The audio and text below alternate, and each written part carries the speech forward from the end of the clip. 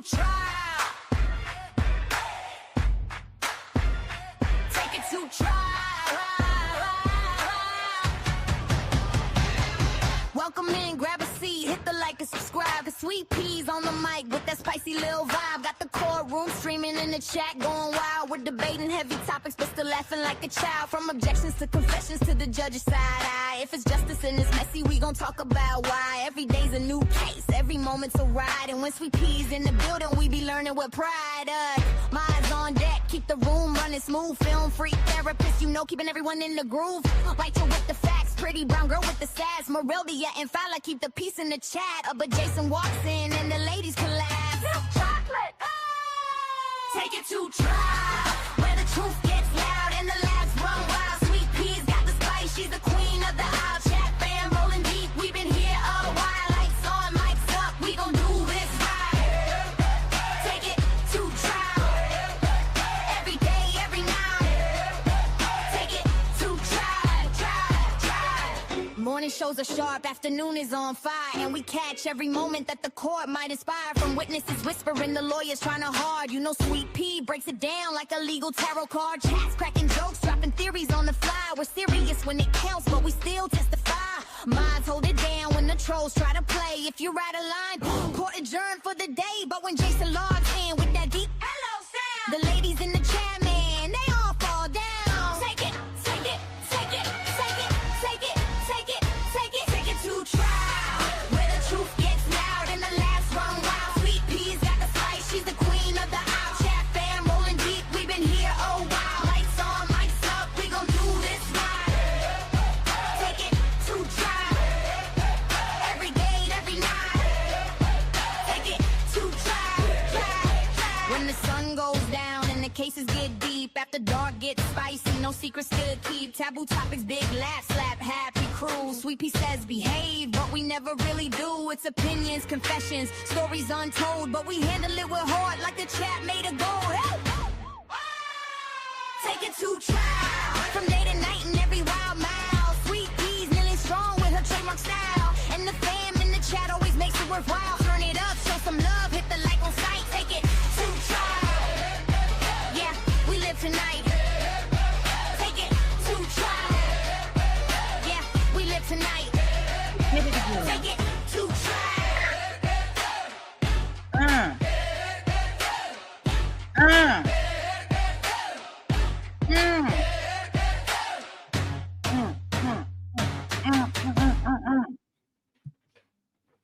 What's up? What's up? What's up? Happy, I'm gonna call this a Saudi Sunday. I'm Saudi today. Like, and for those that don't know, Saudi just mean like, I don't know if it's, I guess, irritating, aggravated. And y'all understand once we get through, once we start. Nothing with you guys, but oh, God damn. Okay. Let me start at the top. Look at Lynn renewing her membership. It say new member, but we know she's not a new member. We know she always been a member, right? What's up, Lynn? Hey, therapist. Hey, Barb. What's up, Jason? Jason say he gonna hang with me for a minute on this Sunday. I know today's family day. Tell him I said thank you for letting me borrow you. Oh, hey, BZ. Hey, Christine. Hey, Dandy. Hey, Katie. How are you? Let me see. Hey, Just Shamrock. Hey, SD. Yeah, if anybody better be in attendance, it better be this old SD because I got beef with you. Dandelion said, hey to everybody. What's up, everybody? Okay. So, you know, on my Sunday fun days or whatever we want to call them, you know, I typically will have me like a little drinky drink.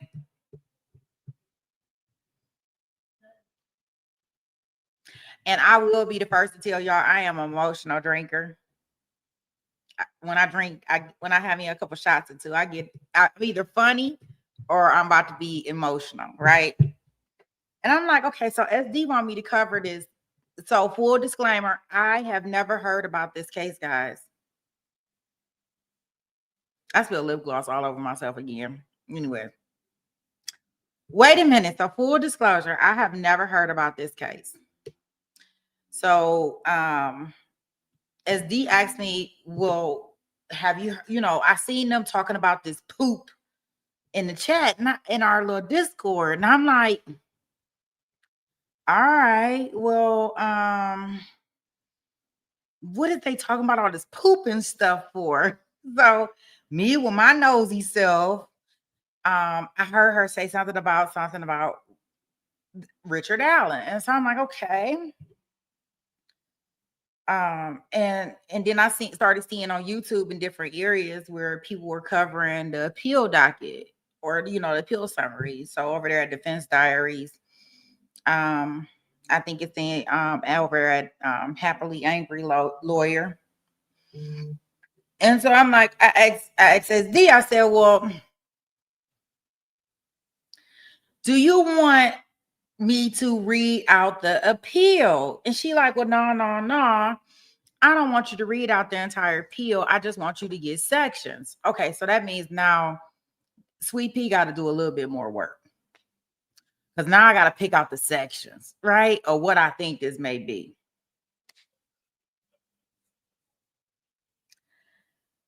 Guys, like, I got a message from therapist and she was like, I'm out.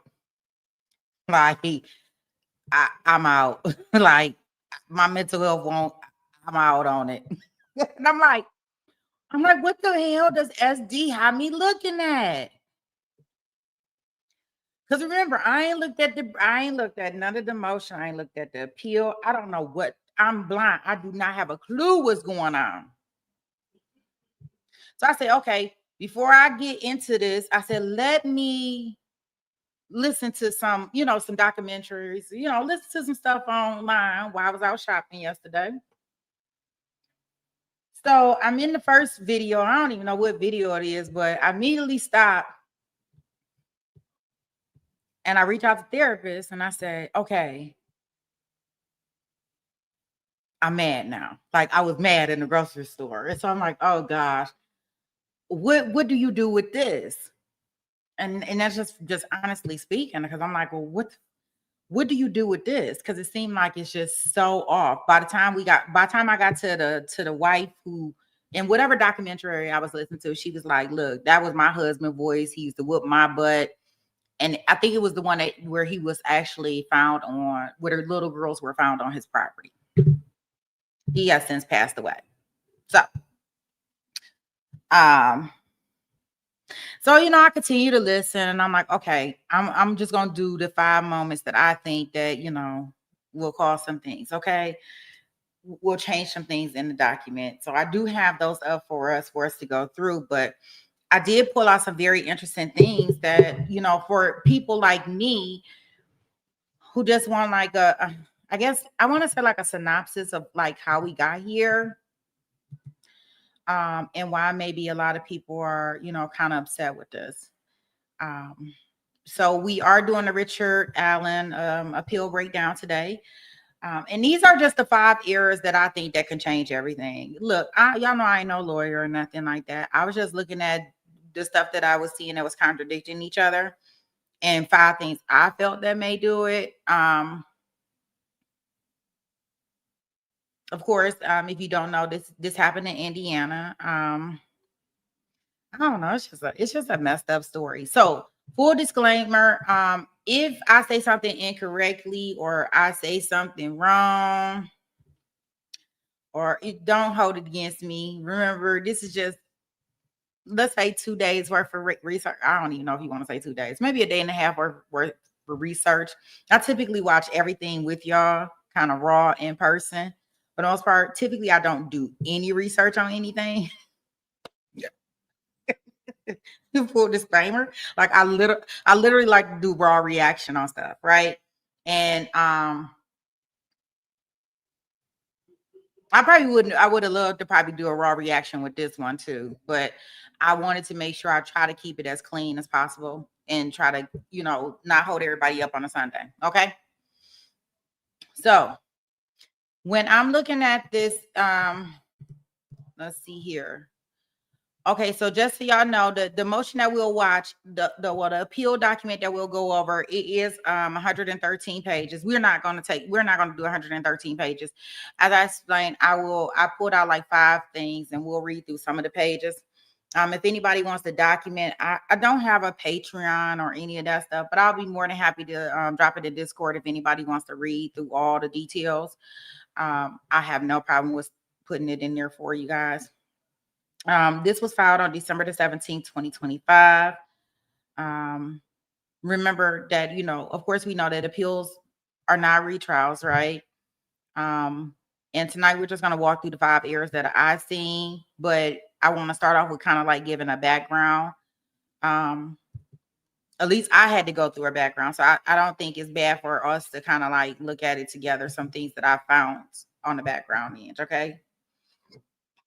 Because remember, I'm fresh to the case. So the fresh person to the case. So the first thing I'm going to pull up is I have a clip of the bridge. Because I'm like, what is everybody talking about this bridge? All right. And then the bridge, not only just the bridge part, but for those that are not aware, like this was I want to call it like a cold case, right? I would consider it a cold case because it, I guess, technically didn't get, I don't even want to say solved. It didn't even get solved, as far as I'm concerned, from everything I can conclude. So I want to say more like they blamed it on somebody after 5 years. They figured they was going to hold their feet, and after 5 years, they found somebody to plant it on. Okay, I got to work at CVS. I don't know. I'm just saying that's how I felt. But, I guess you can consider it a cold case. I still say the cold case is unresolved, but they say something differently. So let's go into, I wanted to look at this bridge video. I did see it, but I figure it would be good for just our coverage over here. So I do have a couple video clips that I'm going to show. And also, different points that I listened to, because I did listen to the jail calls, which that really just took me all the way off the edge. Yeah. Anywho, let's start off here. This is the first one that I have queued up, and this is going to be the bridge one. And most importantly, guys, as we're going through this, please just take care of your mental space. If you need to walk away, if this is something that you can't do, I totally understand. It is a lot. Especially when we talking about, we want to get justice, right? For Libby and Abby. Like, that's what we want. We want justice for the 2 little girls, but we got to get justice the right way. And this is just not the right way. Just like when we talk about a Zach Adams, it reminds me of something like what he's going through. We got it. And this right here is like to the 5th power. Like this Zach Adams on steroids, in my opinion. I mean, they shouldn't even be allowed to do this. I think that when we're talking about our system, that I know that it's not a perfect system, but this is egregious. Like, this is just, we gonna do this. We don't keep a fuck with nobody say, and we gonna do this, and this is how it's going down. Y'all take it or leave it. Like really just messed up. Okay. So just so y'all know, that's what we are doing here. We are not, unfortunately, none of us in the chat, or at least that I'm aware of,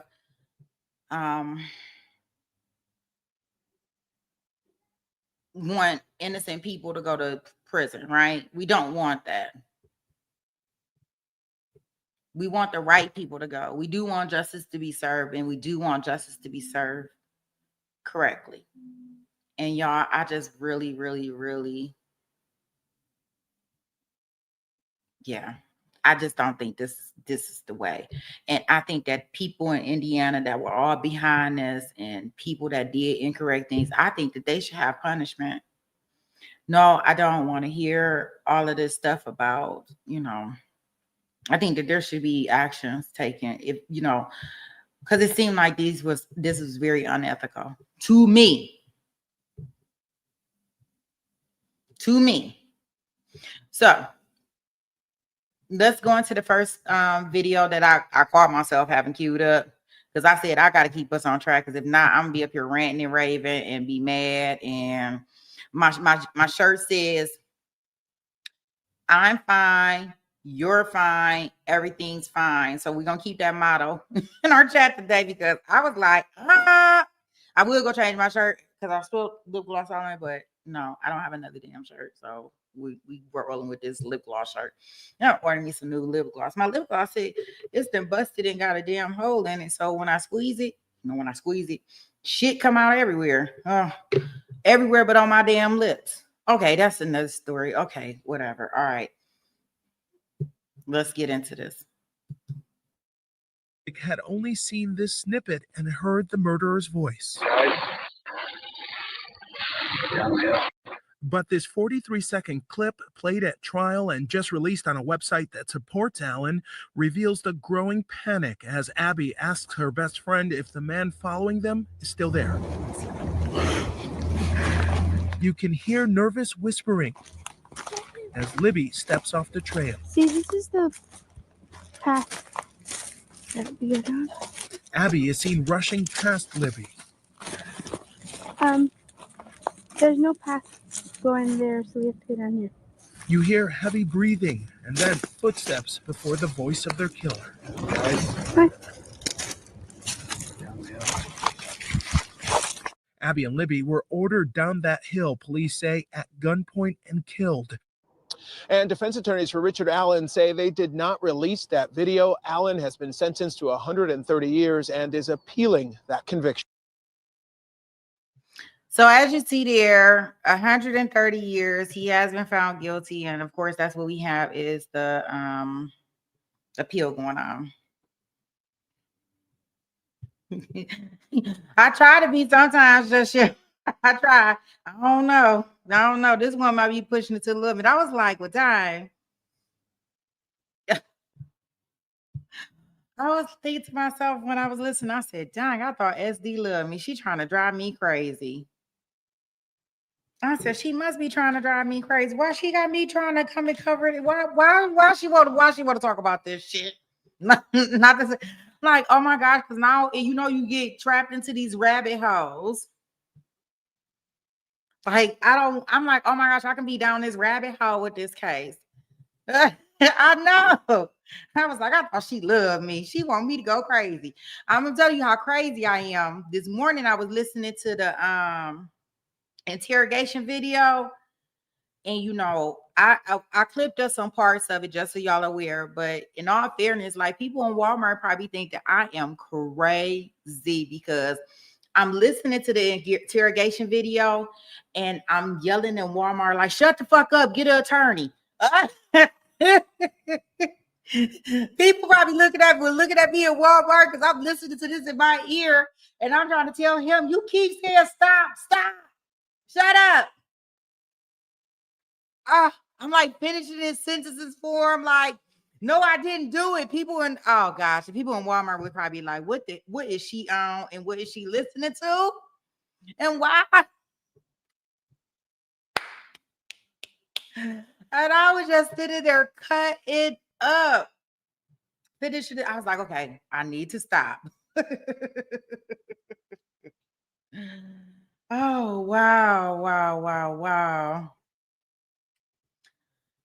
I know. You say Walmart the place to do it. I'm telling you. I'm like, well, if somebody stop me and ask me, I'm just gonna let them know. Hey, it is what it is. In regards to that. Oh, excuse me. So as I said, that was just everything in regard. That was the bridge clip, right? So first of all, my thoughts in regards to that. That video is grainy. Like, you can't see you can't even see the person's face. I mean, there's a voice in there, right? But from all things that I heard, That's somebody else's voice, and somebody specifically said that was that person's voice. But what I can't understand is why let me see. With that video, it don't even look like it from everything that I heard. Now, these is just, I'm not looking at it walking, going through that. But from the things that I've heard that,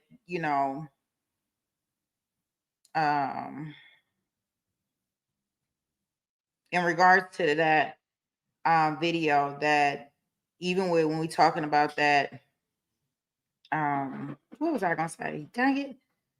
That he doesn't even walk like that. Like his stature, they say he's very short. That guy right there look very tall. And y'all know how we come to the sketches where they are saying that we got like 2 different sketches out here. Like, what are we doing here? We have an adult that says something totally different than what somebody else is saying as far as the 4 girls. Like, this is just such a mix up of information, if that makes sense. And I'm not trying to make anything more mixed up, because it seemed like it's already enough mixed up, and they just decided that they were just gonna pin it on somebody. And for the life of me, I just don't understand why they would pin it on him. But I don't know. It seemed like, I mean, he was the guy that worked at CVS. I really just don't. I don't get it. I don't understand, especially when we are supposed to be in here to help each other, and justice system is supposed to work for you. You're supposed to trust them. Remember, this is the same guy. When he seen that the 2 little girls were missing, and they requested for anybody that was over there by the bridge or over there by that trail to come in. He spoke to his wife, told his wife, hey, I was over there walking over there earlier today, and he actually volunteered and went down there and said something, right? He went down there and he was like, look, I was over there today. If y'all need anything, he talked to the detectives. This is stuff willingly he did. He could have not went over there at all. He could have not said nothing. So my question would be, is that if he would have not said anything, what did they have?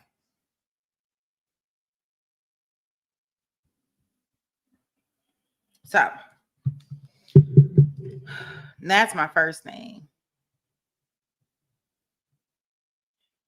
You said maybe he looks tall compared to Abby. No, I don't think so. I don't think so. He had no reason to go. I'm like, if he went down there. Yeah, now Defense Diaries, they've been in every inch and every crook of everything of this one. Hey, Lynn, how you doing, sweetheart? Yeah, they've been following it. They've been doing a lot of detailed stuff on it. I hope that it is mandatory, just like I was mentioning to therapists yesterday.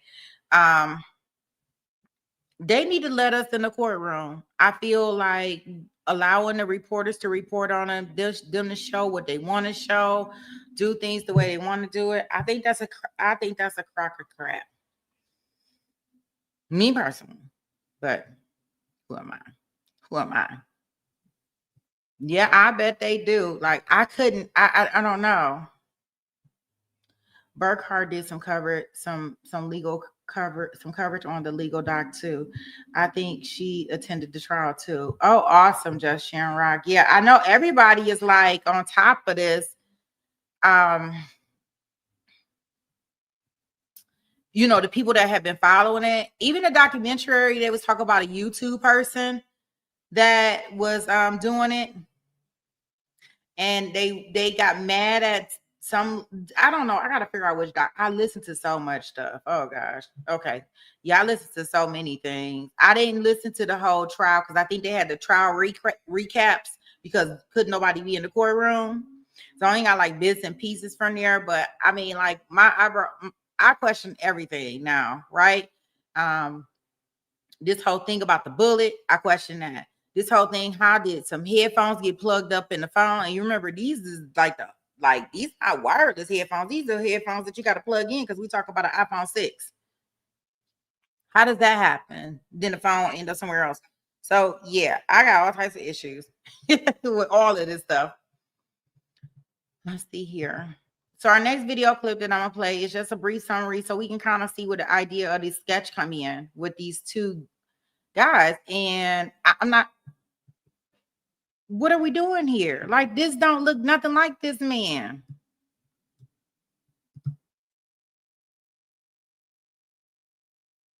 Prosecution is asking the court to not allow the jury to see the composite sketches used during this investigation. 2 different sketches were released of a potential suspect as police worked to make an arrest. In his filing with the court, prosecutor Nicholas McClellan said a composite sketch is not relevant and would confuse or mislead the jury.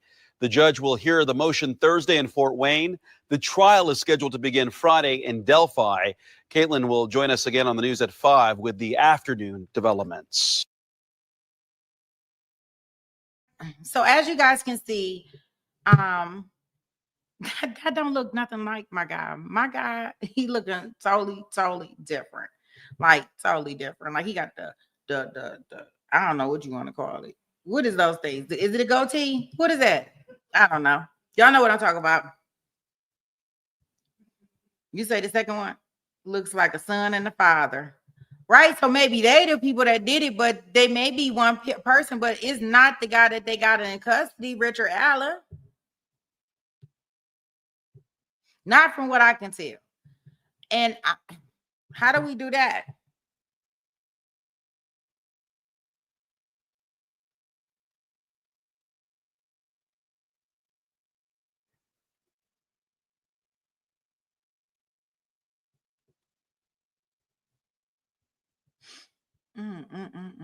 Okay.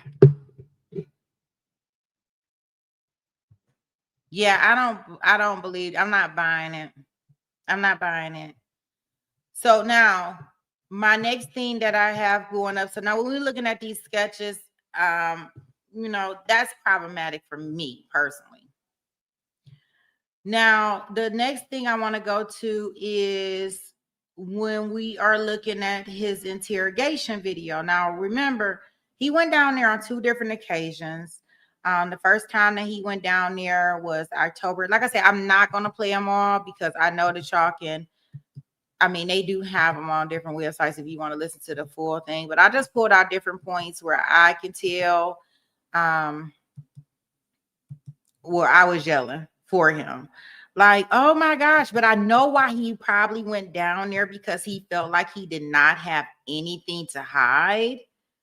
And he felt like he didn't have anything to hide until he did, right? Because it was like, I have nothing to hide until I actually do have something to hide. Oh, it looked like, oh, I see what's the name is somebody doing theirs. Okay, let me, I'm gonna work through mine real quick. So let me get this up and show y'all this next one that I clipped out for us to look at.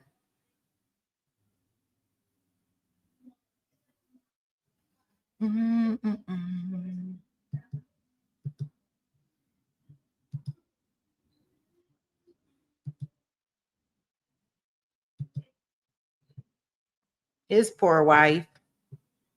I felt so bad for her.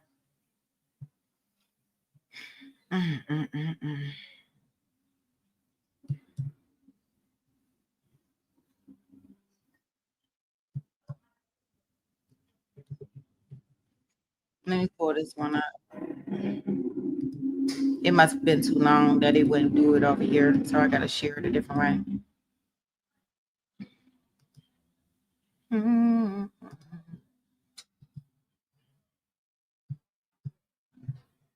The times, it was, I left my mom's, it was probably around 11:15. So I think I would have been out there, because I didn't do anything else. It would have been around noon, I thought, is when I was out there. Walked down to High Bridge. Always went out just a little ways, not all the way. Went out a little ways and watched the fish. See if I seen any fish down there, because I like fishing. And walk back and sit on the, when you turn around and go down the other fork, there's a bench that overlooks, and sat there for a few minutes and walked down the, walked back out and left. Okay. Anything else you remember? Where was you first car? Said there was, the big parking lot wasn't there at the time, right? Oh, you mean which one? Like where the bridge is at, I don't think it was there. So there's if you went over behind, there's a back road that went up, and there was a bridge, not the main bridge. There was a smaller bridge where you could park there, or you could park over on the other side. And I remember I didn't park over there where the, it's a farmer's entrance or something. I remember I didn't park there because I had told him something about, there were a couple vehicles there when I left, so I parked somewhere, either parked over on the bridge side, or there used to be a little building there. I could have parked there. There was a trail until they got the whole thing done. Okay. When you're talking about the bridge, just so I'm clear, you're talking about that big blue bridge, the Freedom Bridge or whatever that goes over the highway. Well, that's the big blue bridge, but before that was there was a, if you're going out of town, you would take the road that I think is where the park is. It bears off, it winds off this way, and there's a road, the first road you come, well, I don't know if it's the first road, but there's a road that takes off to the right, and there's houses, and then just kind of turns into a lane. And there was a small bridge up there before.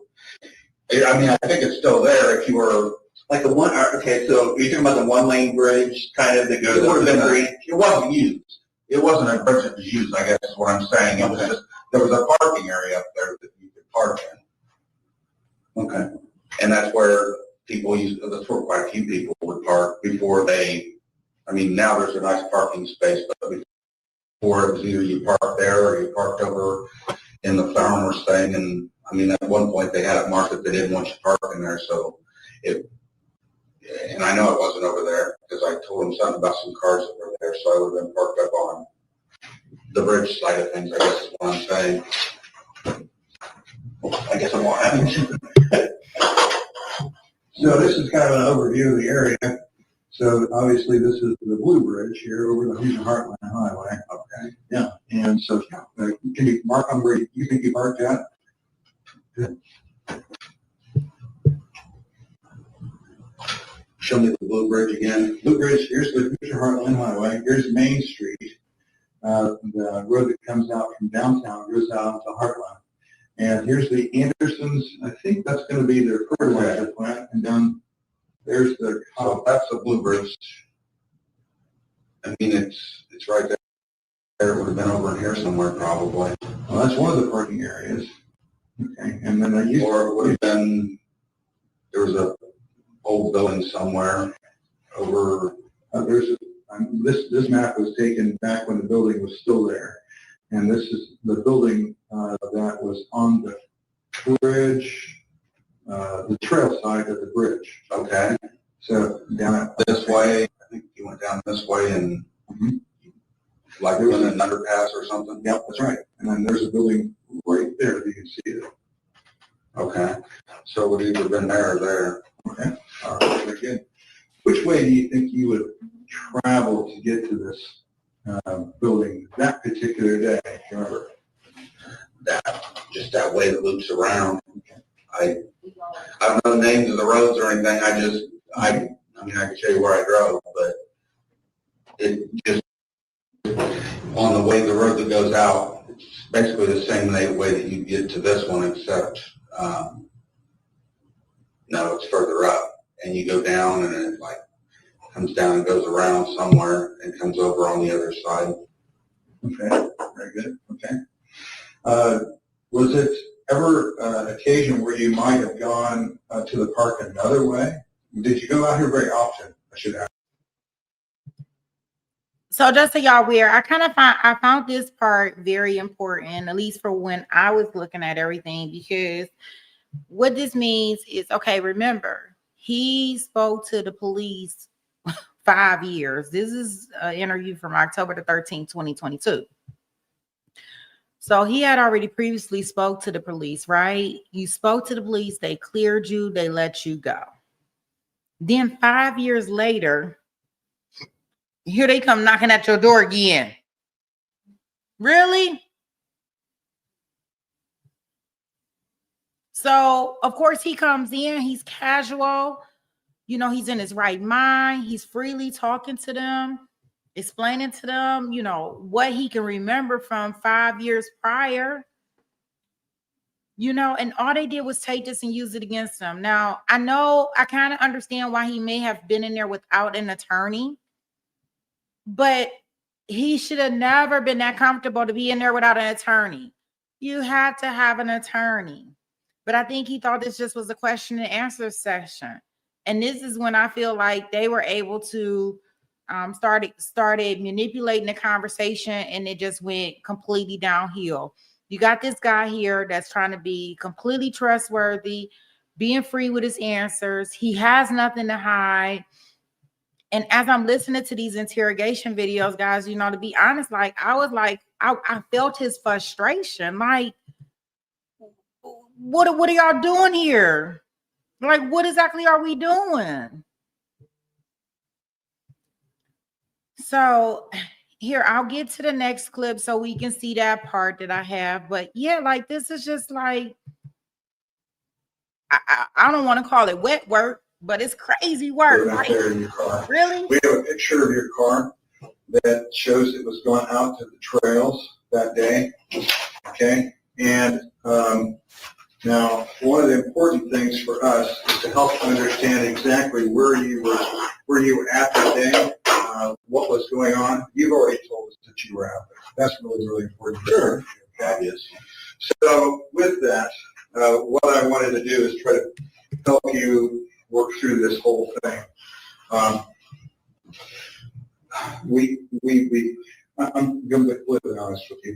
We've been able to talk to your wife, sure, talk to your daughter already. Well, this is all happening. We had time to do all that. Sure. And we've heard that you had some issues, even at one point put a gun in your mouth, that you were going to do something to yourself, maybe 3 years or so. Yeah. And, you know, look, like right there, just that comment talk about, okay, so we know and we are aware that you were going to commit suicide prior to this incident. Okay, and what does that have to do with anything like this? Now, they're going to try to make it as if the reason why he wanted to commit suicide is because of certain fact that he was so depressed about that he had some involvement with the unaliving of these 2 little girls. Like, just using anything. And I know that the police and detectives are able to use these unethical and lies and all these different tactics. But how fair is that to a person?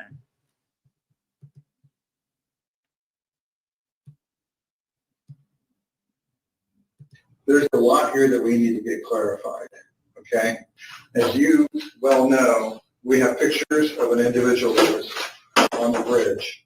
And to some great degree, you describe that individual as wearing, yourself as wearing blue jeans, a jacket that's of the same color as that.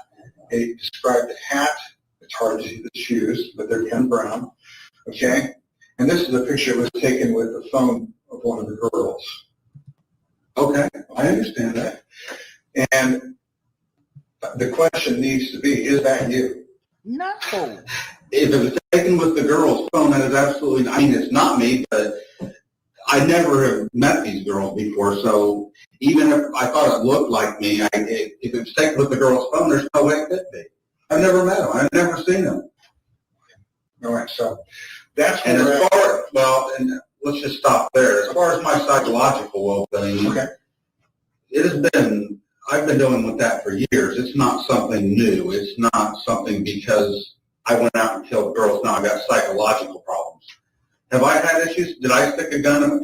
I know how a gun works, and I wasn't going to shoot myself that night. It was probably a cry for help that night. You've obviously talked to my wife, so it is what it is.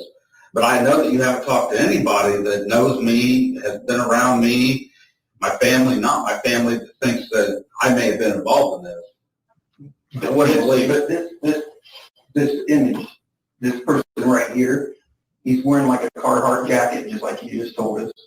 Okay. He's wearing the same clothing that you just told us. We just need to know what happened. Why? Sure. I said I was wearing blue jeans. Now, I think blue jeans is a pretty common thing that people wear. And I said I was probably wearing a black or a blue coat. It could have been a Carhartt, a zip-up with a hoodie in it. I've had black ones. I've had a blue one, or a blue one and a black one. Like, I guess, you're taking what I told you I was wearing and saying that that's me in it. So the other kind of, And you're serious. You literally want me to, like, that is you want me to say that that's my car? we looked at it matches everything. That is your car. Okay, well, I'm saying that picture, it's like, okay, that there's zero doubt. Okay. That you. I don't even, okay, that's We're fine. just showing you what we have and why we need to eliminate it. That's Well, sure, the point. sure. All right, well, we're all done here. Here's what Unless you want to arrest me. That's fine. Here's what I want to say to you at this point. Look, we have a lot of information here that we need clarification. Sure. And that's exactly why we were talking to you at this time. Well, and that's fine. So what we want to do is to be able to take a look at your cell phone, take a look at all the data, help us out. Yeah, it would be great. Or, conversely, in this situation, we've already talked to your employer, and we already know that and we haven't told them what we know about this. We haven't said anything about that. But they say you're a nice guy. And I believe you're a nice guy. Oh, okay. Look, I have no reason.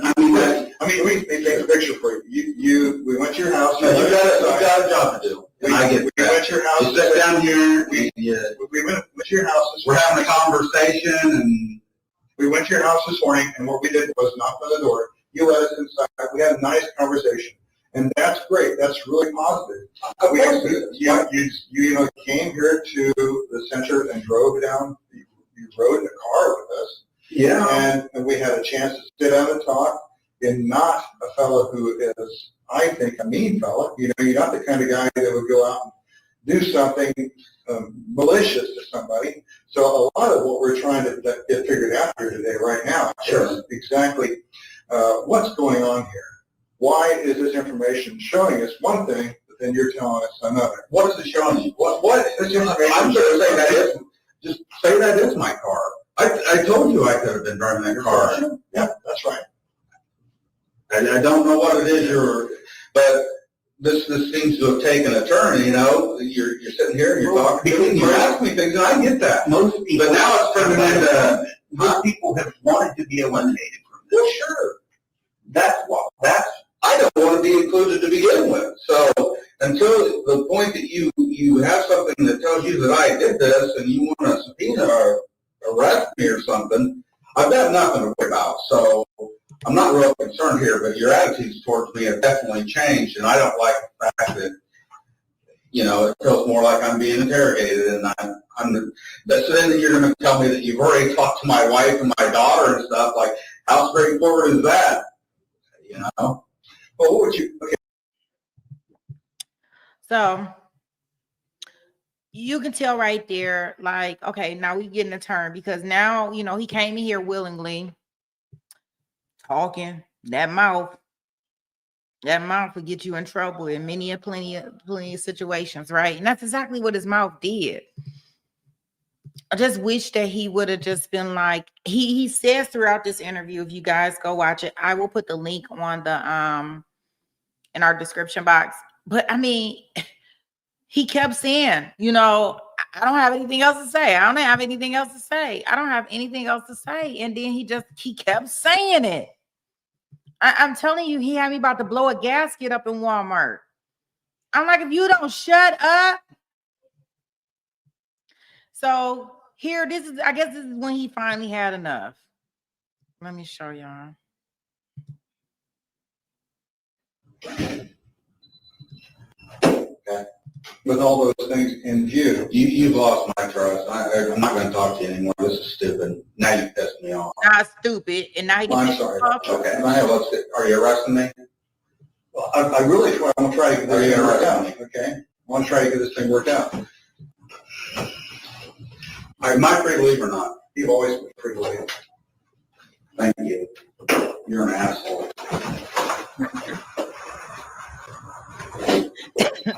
He did get his asshole off. See, he should have been doing that from the beginning. One thing we could do. So this is the first interview, guys, just so y'all aware. This one was October the 13th, 2022.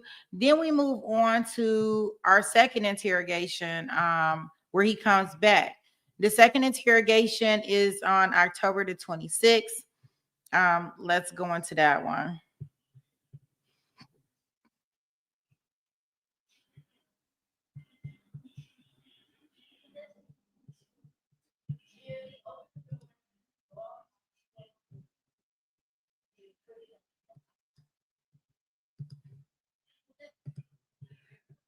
Because and your depression has gotten considerably worse since this incident, which is This has been going on for 7-8 years now.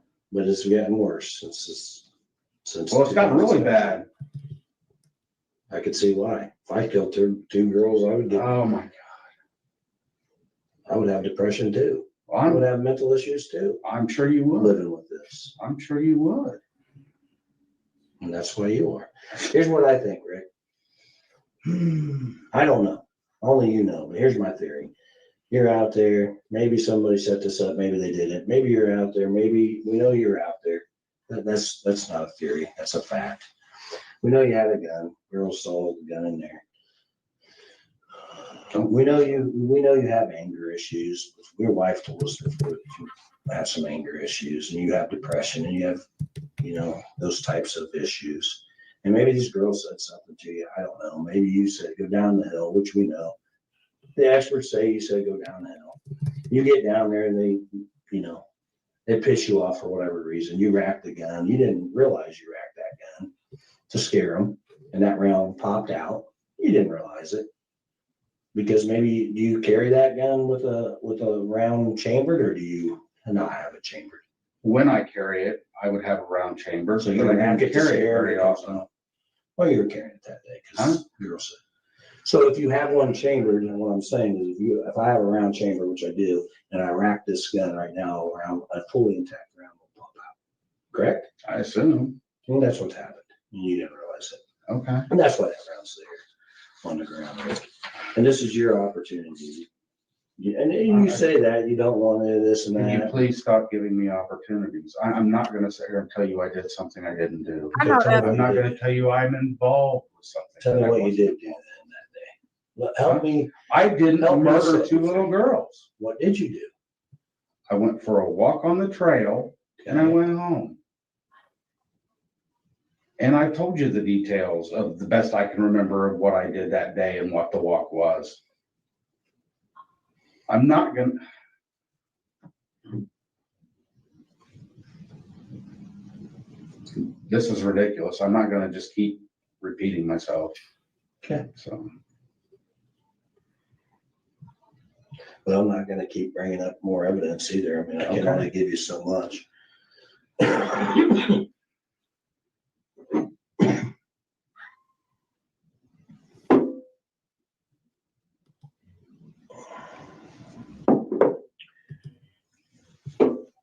What about Ron Logan? Do you know Ron Logan? Mm-hmm. You ever been on his property? Mm-hmm. You Not that I know of. You don't hunt. You say you fish. We mushroom hunt. Yeah, fish. Okay.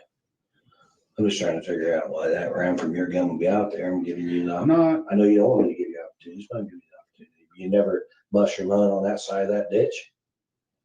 On 2000, or you weren't mushrooming, it was too early for mushrooms. A little bit. It was just a seasonably warm day.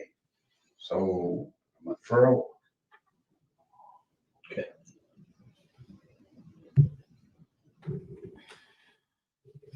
So just right there, like, when he's talking to them, you know, he's getting frustrated. Now, this is the second interview. So my problem is the way that they left off on the first interview of the interrogation video, like it's just no way that he should be back here without an attorney.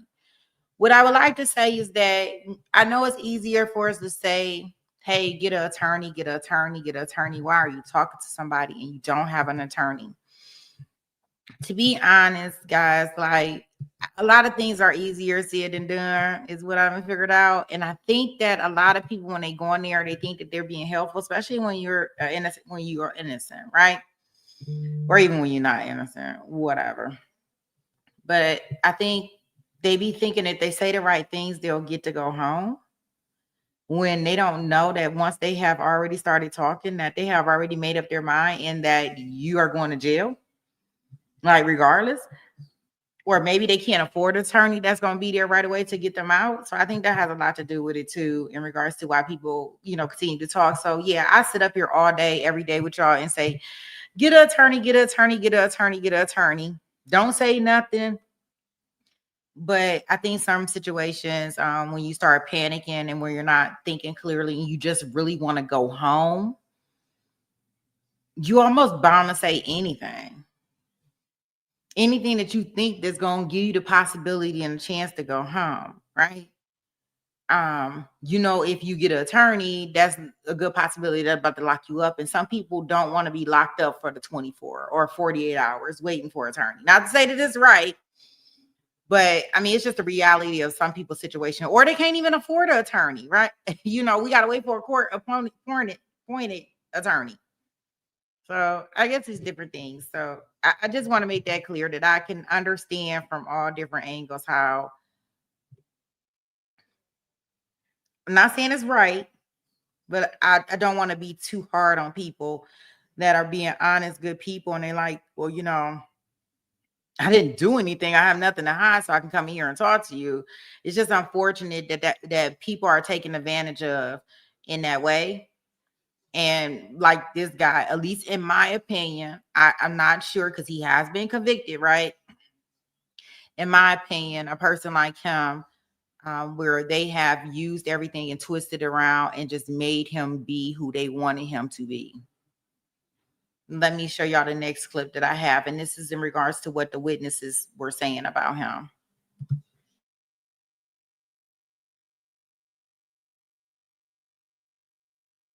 Witnesses say there is no way a round from my gun was anywhere near the girls, the bridge. It just didn't happen. And listen, we're trying to help you. We're trying to help you prove. No, you're trying to accuse me of murdering two little. Calm me down. You ask me a few questions. You ask me what I'm wearing, and I tell you what I think I was probably wearing that day, and then you try to say that I'm saying that's me in that picture, and it's not. You don't have to say that. I'm done. Well, I have a warrant for your DNA. For your DNA first. What do you think I have a warrant for? You know, I have a warrant. What? I figure you're going to arrest me. You obviously think I've done it. The damage is done. Go ahead and do what you're going to do. Well, this doesn't just go away. I know. Exactly. The only person I think can explain all this is you, and you're not explaining it to me. I don't know what it is you want me to explain. What were you doing on the bridge? How did your round get there? And why did you kill these two girls? Or why were you involved in this? What was your involvement? I had no involvement. I don't think, listen, Rick, I don't think you're the one that killed them. I don't think you're the one that stuck the knife in them. Are you? Are you that guy? Really? Are you? No. Anybody that knows me knows I could never, even if I wanted to, do something like that. That's not who I am. Then what happened? I can't tell you. How do you expect me to tell you? You want me to make up a story and No, the truth. The truth is simple. You don't have to make that up. You just go back and tell me the truth. You can't tell me that this event has not been weighing on you for years and years and years. You were out there. I've told you that. I don't know what you want me to do at this point. I did not murder two little. I've been so nice. Oh, let's see. I've been so nice. Oh, yeah, you're being nice. You're trying to get me to confess to something I had nothing to do with. I'm trying to get you to tell the truth. I'm not trying to trick you. I've drawn out what we have. Most of it. You assume it's the truth, and it's not. It has to be the truth. The scientists don't lie. The science doesn't lie. That's awesome. It's saying that round came from your gun. I don't understand all that. All I'm telling you is there's a way that a round from my gun, the one that you took from my house, ended up next to a murder scene or anywhere else. I don't know where you got that bullet. If it came out of my gun. Right there. That's the round. Then it didn't come out of my gun. That round was collected. Then it didn't come out of my gun. That round was collected on the 14th of February, 2017. Okay. It's been in evidence ever since. Okay. All right. And we've compared other weapons to that. I understand what you're saying, but I can't explain it. I'm just telling you that if that was next to a murder site or anywhere near it, it didn't come out of my gun. And So you could tell in that clip, this officer, he like gets on my nerves. He like, I'm trying to be nice to you. No, you're not, fool. Like, what are you trying to get something out of me? Like, you want me to confess to some stuff that I told you that I did not do. Like the level of this, how this interview goes, and it just shows you the difference. And what I would say is from the last interview to this interview. And the reason why I say, you can even tell in the first interview, they didn't know if they had the right person. They didn't know anything. They got him in here, from 5 years, from not talking to him for 5 whole years. They get him in here. If it was his weapon, it was his bullet, if it was all these things, why were y'all so incompetent that it took 5 years to arrest him? They got him in there and they got him to talking and saying some things, and they figured out they would connect the dots, right? And then to come to find out, as I'm further looking and listening to things, the young ladies, they were not even pew-pew. They were stabbed. I don't even think there was a bullet. I don't think it was. Oh gosh. Okay, let me go to our next little clip that I have. I got a couple more clips and then we'll go, but we'll get into our next thing. But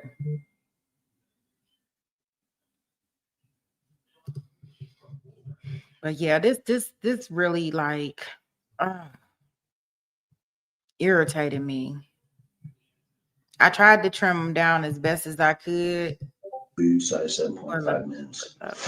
And then on down. So we took the clothing that you had mentioned that you possibly could have been wearing the day you're on the bridge. Okay. And then we also took some knives.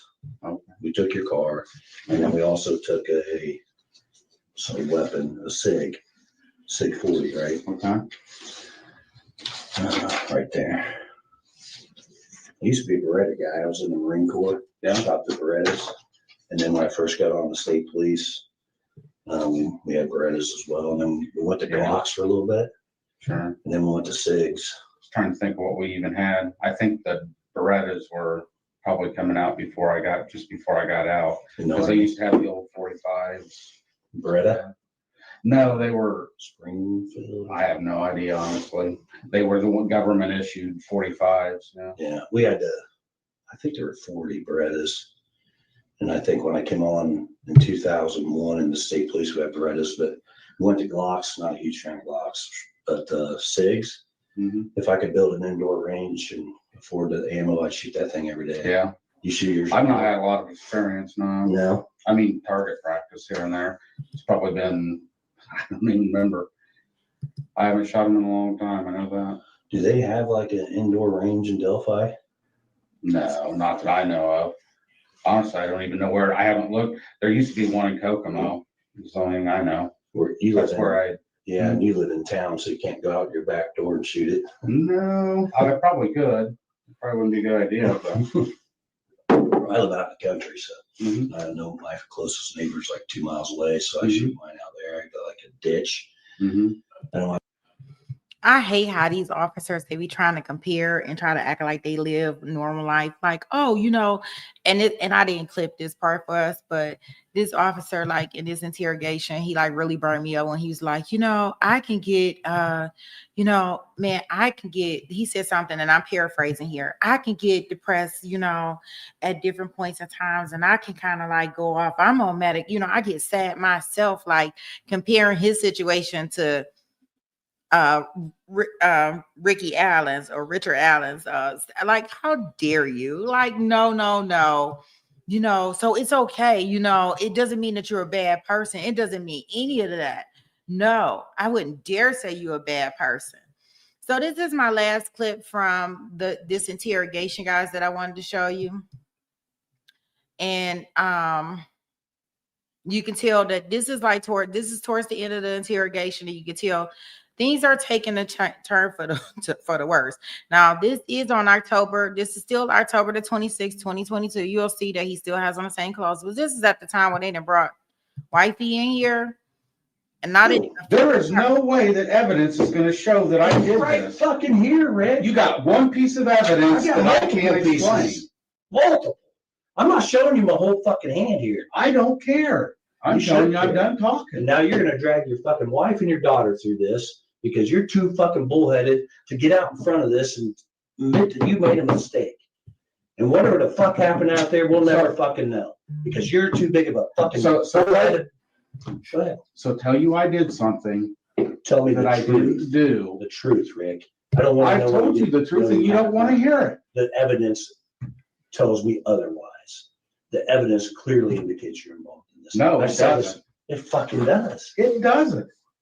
I'm telling you that there is no way that a bullet from my gun was used in these murders. And I'm telling you that we had this fucking round on February the 14th, 2017. It's been secured in a fucking laboratory. And we've tested other guns I understand what you're saying. I want her to hear this. I understand what you're saying. What I'm telling you is I can't explain something I don't understand. Oh, the scientists explained it for you. The lab analysts have explained that for you. They're saying that this round, without a doubt, came from your gun. Then you told me taking it from somewhere else then. Because it's not possible. I did not take it from somewhere else. It was logged in. It was taken as a photograph. You think we fucking went, stole your fucking round and threw it down by a fucking dead girl's foot? Shit, This ain't fucking TV. Clearly it is. This is realistic. I understand. We collected that fucking item on February the 14th. We didn't take it from anywhere else but that fucking scene.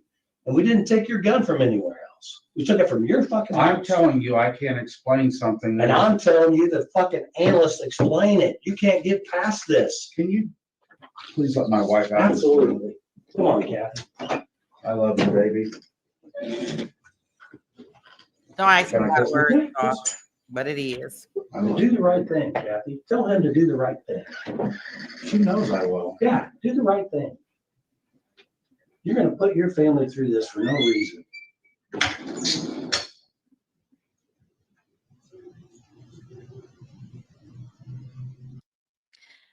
So, that's the last clip. Of course, like I said, there's more to it, but those are the clips that I was just like, what is going on here? Like, are we really doing this? They brought his wife in there. Now she questioning the person that she probably been sleeping with, all this time. Because she like, well, baby, how did your bullet get there? And I, not myself, but in some ways, we have been doing some research in regards to this unspent bullet stuff because we got a trial coming up with this unspent bullet. And if I'm not mistaken, guys, at least the way we are understanding it as we are looking it up and researching it. So, as a bullet is placed in the chamber, when it gets, when it goes out, it puts markings on it, right?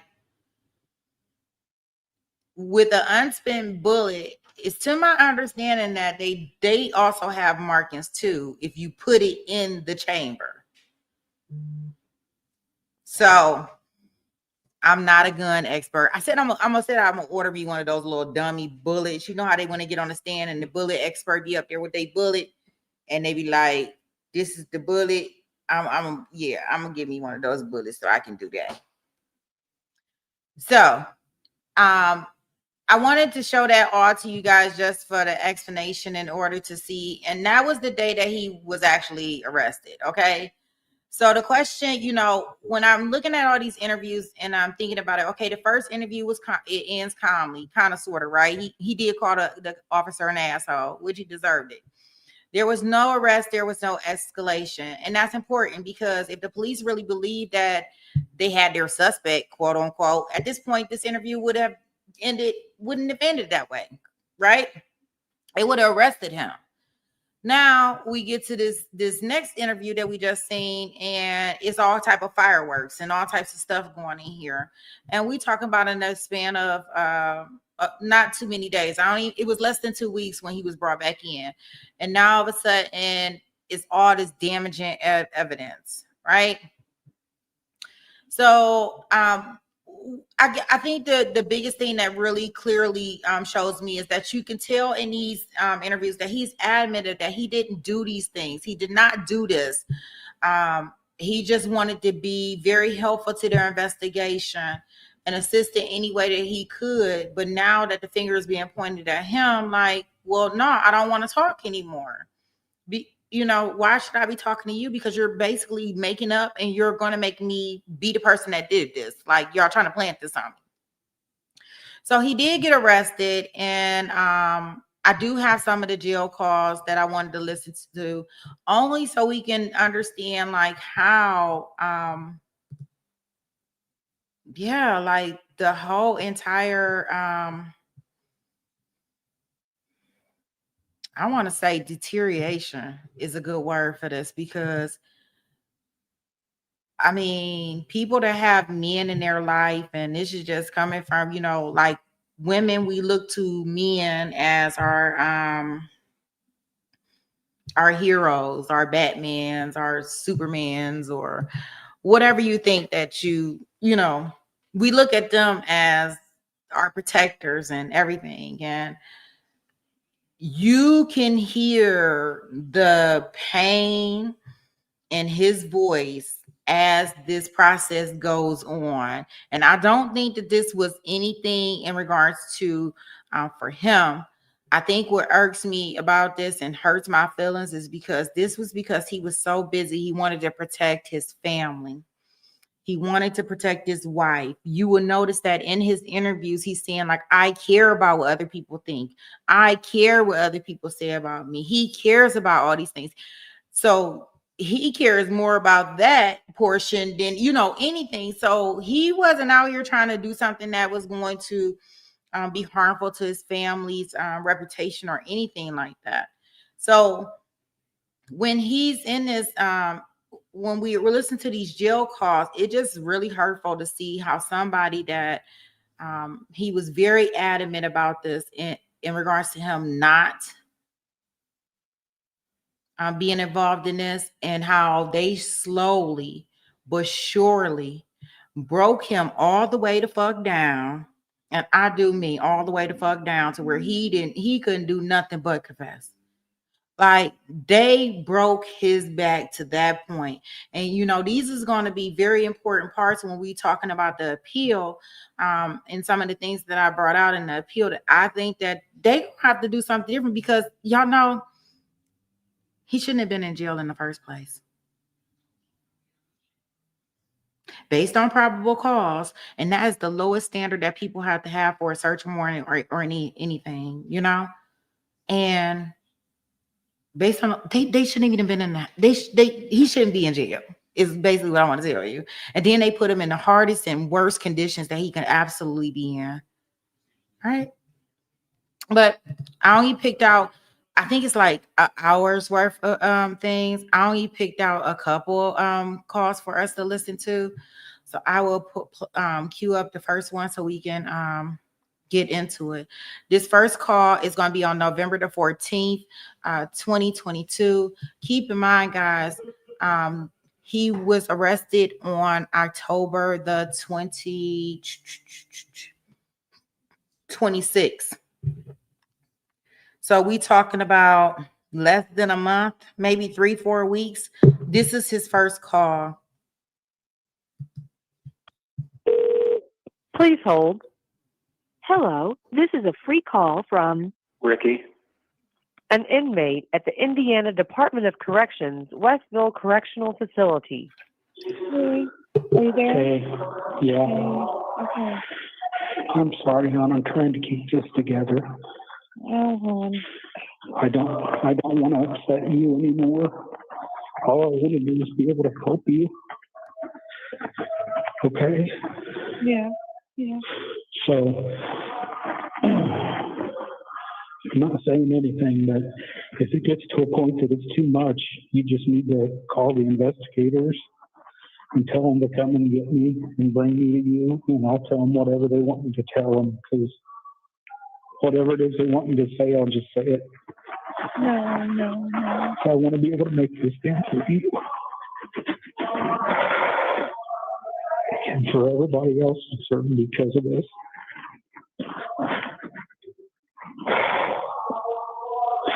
I love you too much. And every time I talk to you, I feel like it's going to be the last time I get to talk to you. I know. I wish I could hug you. I can't explain what's been going on. Oh. I don't want you to worry about me. Yeah. I'm a man and I'll take care of myself, but I'm worried about you. And that's all I do is worry about you. So, and you let everybody else know how much I love them, won't you? You need to hang in there, honey, okay? Huh? You need to just hang in there, because they're going to get you an attorney soon, okay? Will you just let everybody know how much I love them? Of course I will. They already know, hon. No, they don't. Yes, they do. Nobody loves me anymore. Stop. That's not true. I know. I'm sorry. True. I'm sorry. Okay. I'm sorry. I'm sorry. Okay. I know what you told me. I know what you told me, and I believe you. Yes. I just, knowing I'm never going to see you again, or at least it feels that way. I just want to stop here, and I know we like in the middle of the call, but I know that my eyes is getting watery. So I just want everybody to understand. I'm not trying to traumatize anybody. Like I said, when I first heard these calls, but I think that it's important to keep the context of the timeline and how he sounds in his whole MO of what he sounds. And it really burns me up. And if y'all notice after we get I'll finish letting this play. But just so y'all know, like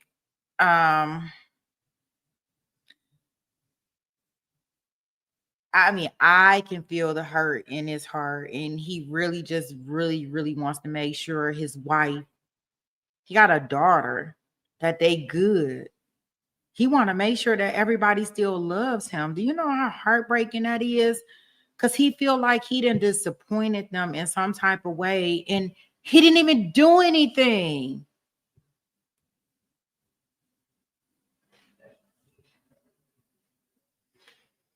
So let's go back in. I'm just saying, if it gets too hard, just tell them to come and get me and bring me to see you, and I'll tell them whatever they want me to say. No. It's okay. Okay. I don't need you to try and be strong for me. Okay? You need to be weak. You need to be held. You take care of yourself, okay? Okay? I know. But you need to get the help you need. I can't hug you. I can't tell you anything that's going to make you feel better. So please make sure if you need Mom or Brett or anybody, you're going to them. Don't wait. Okay. Did you get back to work? No. Okay. They don't want me there. They don't? They're afraid for me. Oh, okay. That's okay. They're afraid for me and they're afraid for themselves. So Okay. let's do the best I I can. understand. Yeah. I'm sorry, baby. You have 1 minute remaining. I'm sorry, baby. Just one more thing. I fucked up for you. I just love you so much, babe. I love you too, Mommy. Okay. I'm not gonna keep calling. No, I wish I could see you, babe. You don't know what I'd give to see you just one more time. Because I don't know what I'm gonna make it.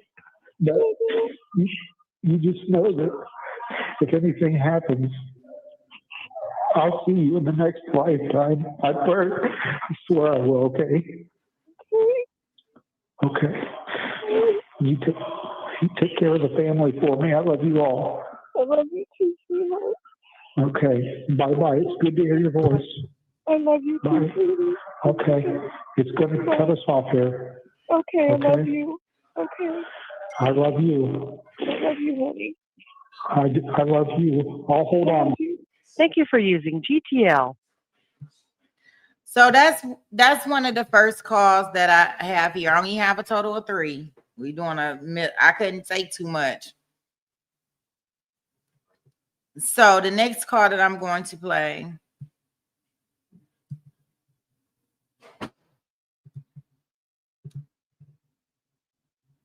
Yeah, because I think it's like 47 minutes worth of calls, and I had already listened to them one time, and I was like, no, I cannot do another time.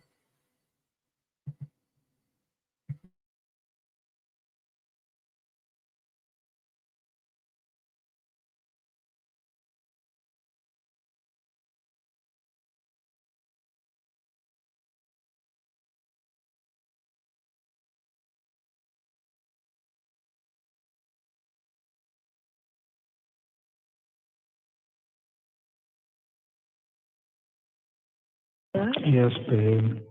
Yeah, babe. What's going on? I just wanted to apologize to you. What's going on, sweetheart?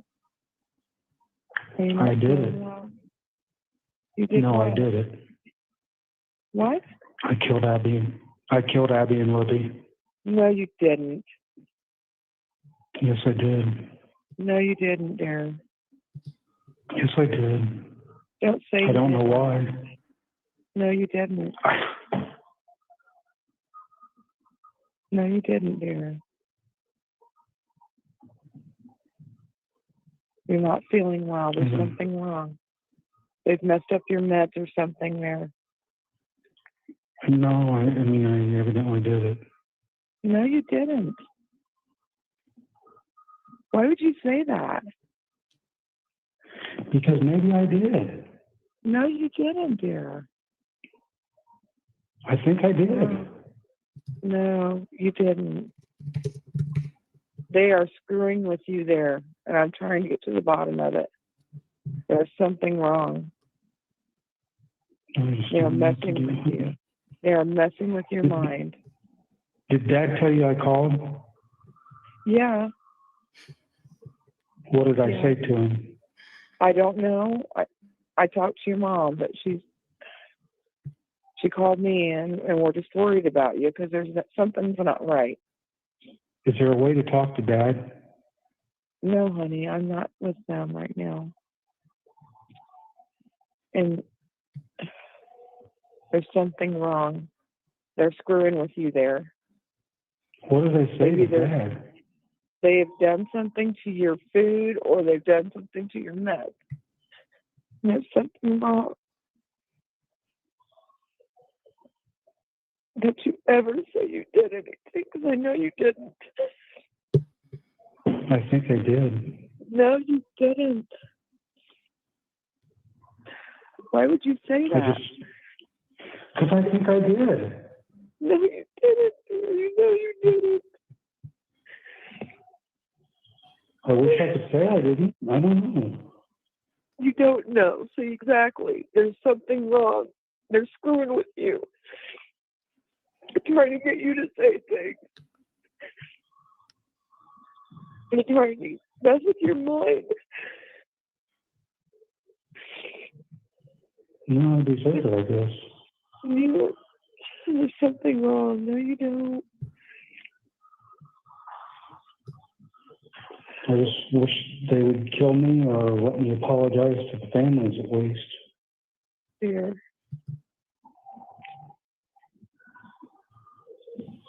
Don't talk anymore. Just don't talk anymore. Okay?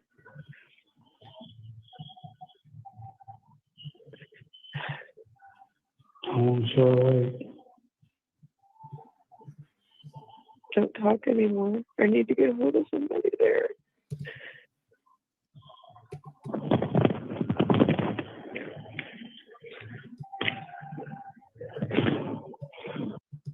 Thank you for using GTL. Okay. So the next call that I have is the mom, but to be honest with y'all, I think y'all get the point of what I'm trying to get through. We don't have to go through all the calls. I'll put the link for it in the thing. What I would say is that when I was listening to the calls, becomes like, and what makes me mad is in these same calls, guys, even though he admits to unaliving Abby and Libby, he also admits to unaliving grandchildren that he does not have. He admits a lot of different things, and it really burns me up that people choose to pick and choose what they want to use, right, to make their whole thing. So they finally had broke this man down enough, and this was the first interrogation, not the first interrogation. This is the first jail call where he actually starts, this admitting. And then each time when he gets on the phone, he feels like he has to reiterate this, at least the jail calls that I have, that he has to reiterate that he did this. It's like he's not only trying to convince himself of this, but he's trying to convince his wife. He's trying to convince his mother. He's trying to convince all these people in his immediate family that this is something that he did.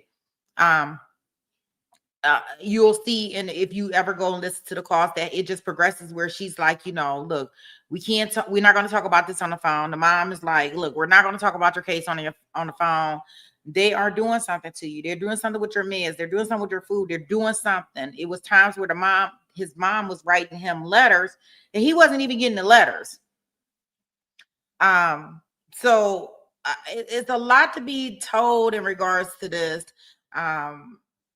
Regarding his treatment and how they did him, I was like, gosh, I probably would have been rude because like I said, I did listen to all the rest of the calls, and like this is like the theme, and it just gets worse, and she's crying and she's all upset, rightfully so, right? Because she hears the person that she knows did not commit a crime saying that he committed this horrific act, and like, I don't know, I was like, I probably would have hung up on him. Is that me? I probably would have hung up on him like, God, you can't be saying this on the phone. Click. Because there's some times where I thought she was going to hang up on him. Just to be honest. I was like, oh, gosh, she going to hang up on him. He better be quiet. Right? So, yeah, that was my thought. I was like, I probably would have hung up on him. Like, no. That is not what we're going to be doing. So that brings me to, I guess, why we are here. And I will tell you what I found to be the errors that I've seen, that I think that they're going to take and run with. And, this is based off of the information that, and I was listening to something that the attorney was saying, and he was like, he never thought that those, from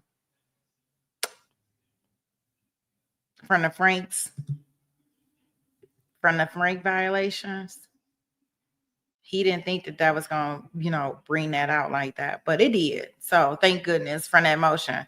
So let me bring up our document here, and we'll go through some of these forms here.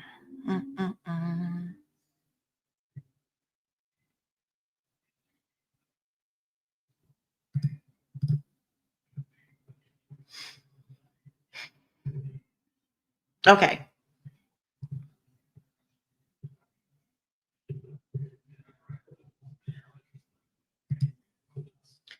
So the first area that I have is just what I said in regards to the search warrant and the Franks violations. In their brief, I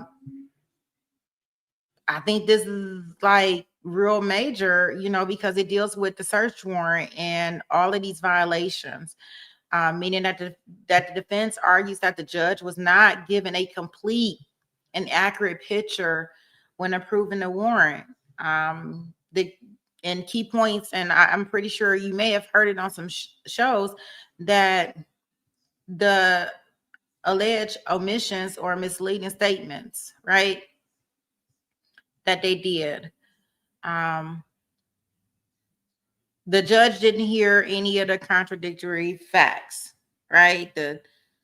In regards to this case, like they had different things that they said that this could have been some kind of oldism. I want to say it's oldism. Don't quote me. I want to say oldism. Some kind of ritual unaliving because of the way the bodies were placed and things of that nature. And then the defense is even going as far as that the guards that were around him, once he was in prison, had these oldism badges, I want to say. Let me see. It's in the document. Wait a minute. I think it's in the document.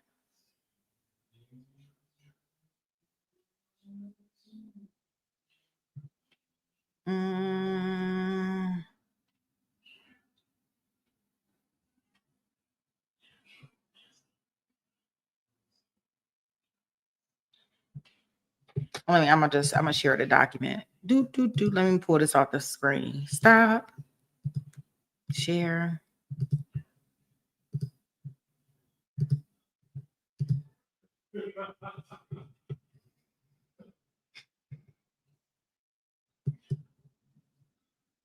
And like I said, I will put this on the sheet for you guys. But so it talks right here on page 28 of this document in regards to the brief. Hide sidebar. Okay, there we go. That's probably gonna look better. So Alan confessed to his family over the phone, which we heard some of the confessions. He had one on April 3rd, May 10th, May 17th, June 5th, June 11th. On April 3rd, he told his wife, I did it. I killed AW and LG. I don't know why we doing, well, I guess maybe I do know why they doing initials. Later saying, maybe I did. I think I did. Like all in that same call, he would say, maybe, I think, I don't know what's going on. Who can I talk to? Who can I trust? So it was clear that he was very, very confused, right? So on May 17th, Alan insisted to his brother that he unalived the girls. Alan banged his head against the cell door to point he had a gash. So I guess he created a gash in his head. Then it's talking about the other ones, the other phone calls where he was stating in regards to it admitting to these incidents. So I definitely think that those are very key points. I think the error number 2, and I think that I seen Carvel put this kind of in a chat, this solitary confinement that he was in. I think that this is a very big issue. I mean, he was held in isolation before trial. Like for a person that's saying to be in that kind of confinement for that time period, it's a lot of things that can go on, right? He probably was trying to hurt himself, SD. Just quickly looking at your comment. Probably trying to hurt himself.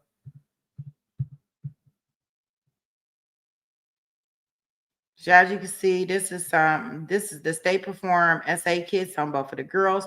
Found no physical evidence that they were SA. And this right here,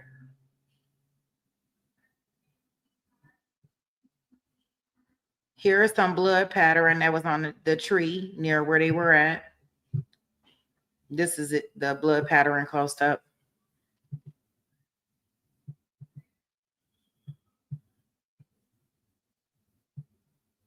They also put in their summary in regards to the sketches that were that the juror never saw the sketches. That's at least a sketch of a man that was, I guess, the man that Blair said that she saw on the bridge. So just to go back to my error too, I know I be getting all off track. I'd be having a hard time. Let me see. I try to put myself where I would be on track in some way, but whatever. Y'all know how I can get.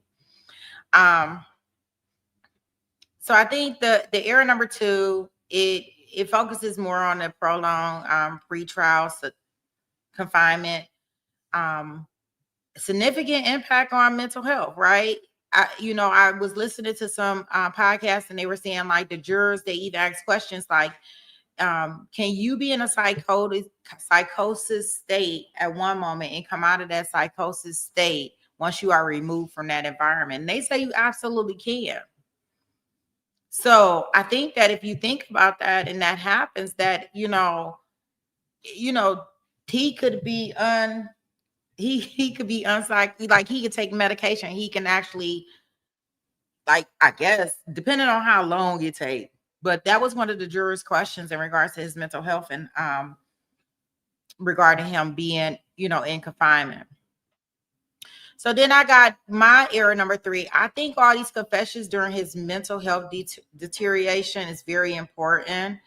I think it's all about these confessions. And this is, where those jail calls really, really matter.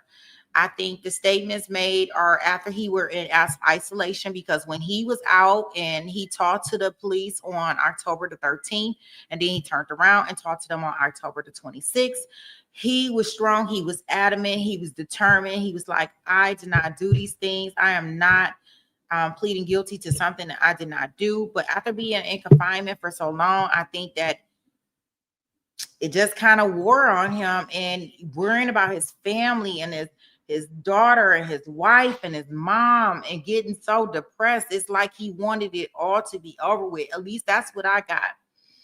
And the evidence does show that he was in some kind of state of psychosis, basically a mental collapse. And the defense argues that confessions were very unreliable. And I absolutely agree.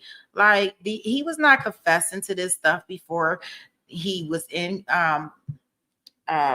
jail confinement, or he was isolated or by himself and talking to himself. And and then they showed all this stuff to the jury, right? Because remember, the jury were able to see his conditions, how he acted with, smearing all that stuff on the wall, the poopy on the wall and things of that nature. So the appeal is asking whether these statements came from a sound mind or from someone who was mentally deteriorating. Like, could you imagine being in that situation where you haven't done anything and you are now in the worst of the worst positions, and you don't know how you're going to get out of the situation? And depending on what meds he had, he was just like, whatever. So my error number 4 that I have top on my list, and I'm pretty sure that I only pulled out 5, but I'm pretty sure they got plenty of more errors up in this joint,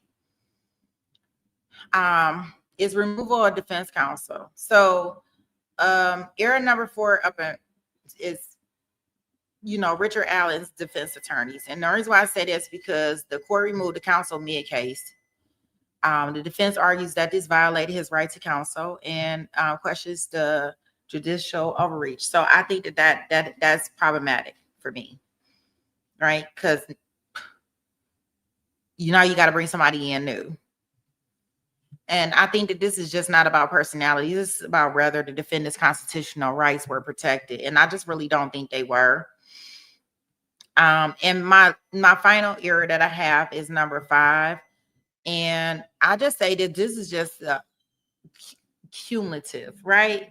We got a whole bunch of errors. Now, pick all of the errors. There's tons of them. So it's not that it's just one error that's causing this. We got multiple errors, and together they may have affected the outcome. I really think they did. I think that he was railroaded. And this appeal argues that when you stack all of these issues together, the process itself becomes fundamentally unfair. And I just, even when we're talking about this bullet, like the jury never heard that the firearm and the tool mark evidence is flawed and unscientific. But they didn't get to hear this. They didn't get to see, all this evidence that's being taken out, just like this. So that's what I mean by cumulative. Like, it's just so many errors with this case.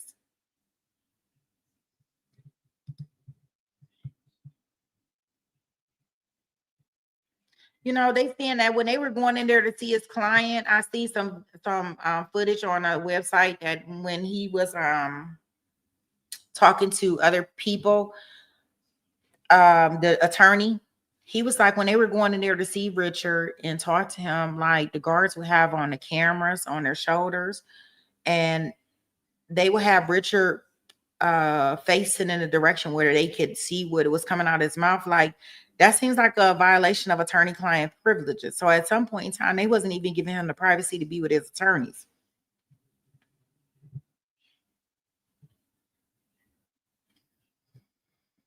So I would definitely put that and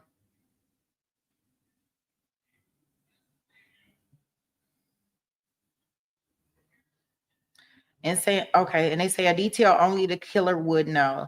The jury never heard that Allen could not have walked the girls across the creek to unalive them after seeing a van drive down a lane.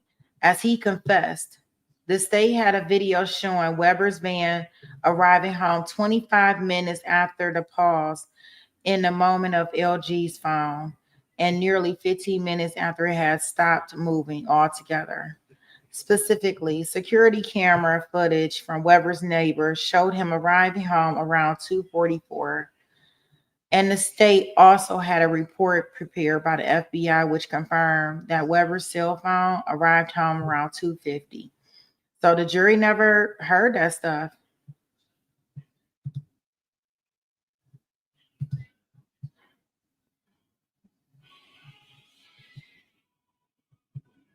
Let's see here. Yeah, and they said they got somebody that can actually testify to these ritual killings, ritual unalivings. Often involve a knife or a ceremony knife. And the girls were killed by knife. That made it unusual.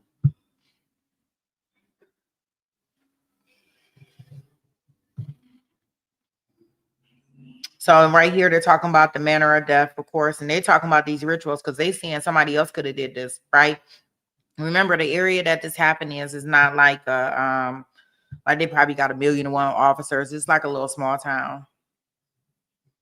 Yes, we definitely agree with that. Let's see. Body arrangement. They're talking about how the bodies are arranged, the unusual blood pattern. So they really have this lost and missing interviews. And the guy that I think that actually did it, I think he done passed away.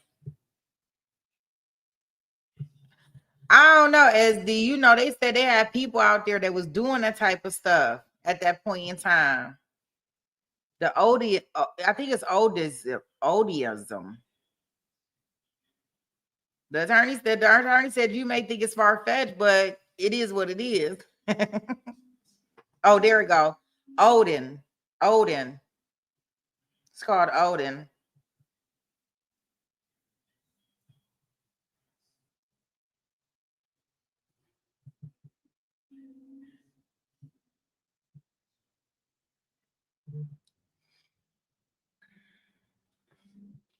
Am I muted? Oh, wait a minute. Oh, I didn't need that. Thank you. Anyways, I got it as Odin or Odism. Yeah, I see it in here. Thank you. Yeah. No, I'm good. These French coats aren't that. You said they're not that successful.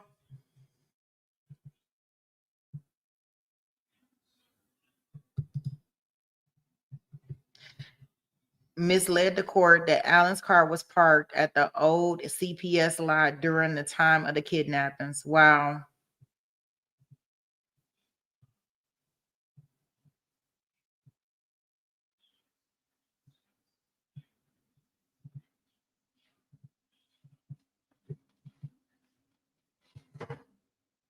Yeah. Odin. I don't know why. When I think of Odin, what do I think of? I want to say that I think of a movie. What movie am I thinking of? Well, they always saying Odin, but it's a person's name. Odin. Dang.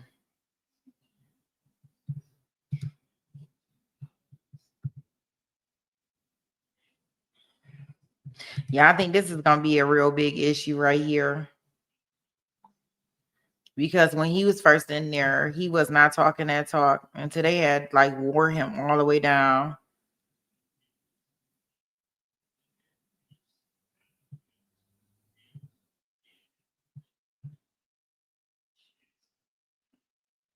Solitary induced psychosis. Yep.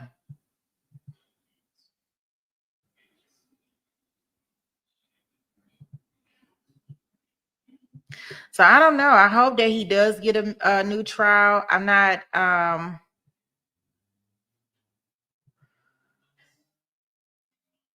I don't know what they do. I don't know what they do with this because they have to figure out. I mean, they want to find who did it, but if they're going to find and blame it on somebody, we got to make sure that we blame it on the right person. That we get the right person in regards to any of the stuff that we are doing. So I don't know. I wonder if they I wonder, do they and they better show it if they do a new trial. But I wonder if they have to do what they do, like a public hearing, like they doing for our guy. What is his name? Zach. I know we do so many trials, like Zach Adams. Will they do like something? I hope they do something like that. It will be a different judge, so maybe. I think that even if it's the same judge, they need to do it. And they yeah, they need to do it.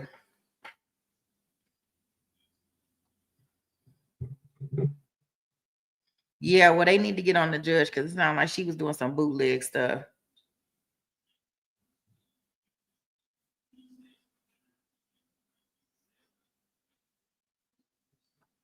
Like, yeah, some next stuff. So yeah, I'll figure out how to post this entire thing on. I'm pretty sure I can post it on Discord for you guys. If anybody wants to look at any of this stuff or wants to entertain themselves with looking at 133 pages. Like I didn't even get to the poopy part.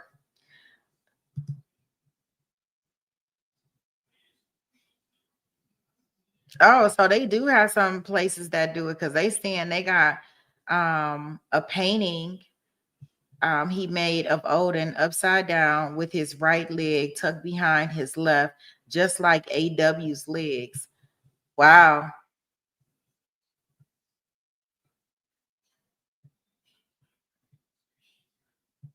What you can't wait for, SD?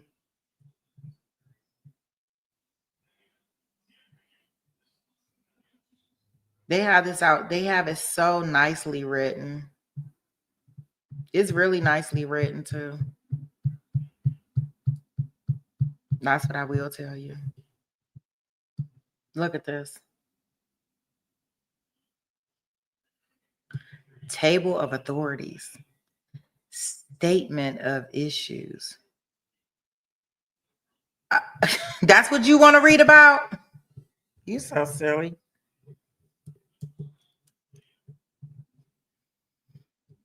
Not only her. Yes, on page 20. Is on page 26. Just so you know, there it is. Let me show you.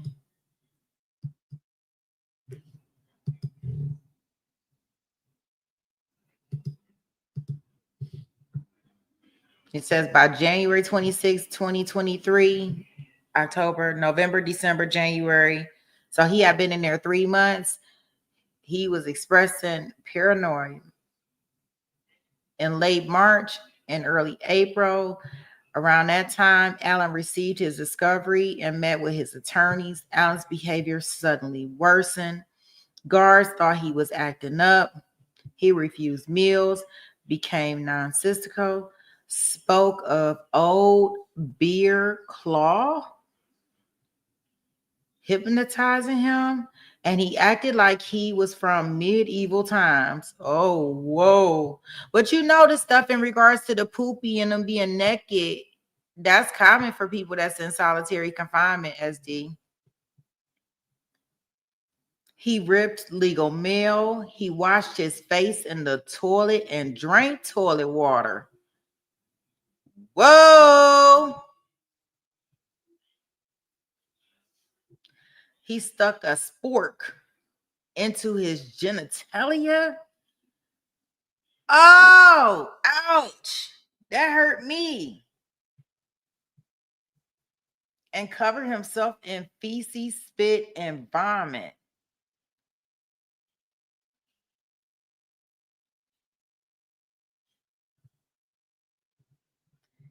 Video early April showed Allen frightened, extremely thin, bleeding, shaking, contorting, and interacting with non-existent stimuli. He was pacing back and forth, eating his Bible and hitting his head on the cell door.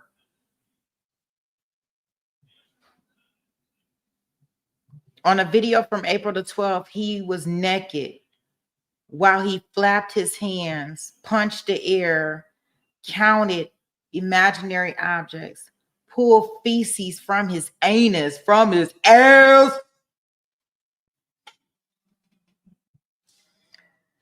and smeared it into the food.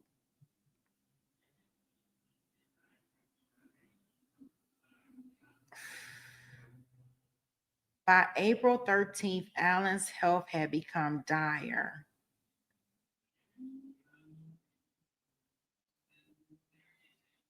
What day was the first call that he did his that he said that it was before April, wasn't it? His first confession call. Let me go back and look. God, Lee. His first confession call was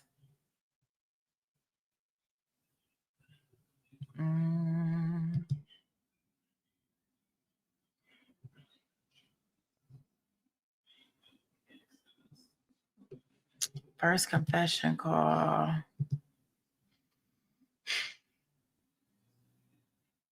I think it was right around that time, y'all.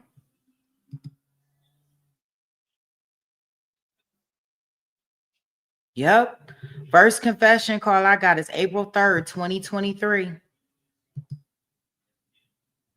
That's important. Yep. Okay, this is the how doll. On April the 14th,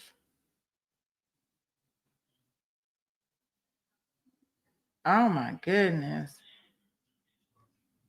IDOC ordered involuntary medication and found him gravely disabled.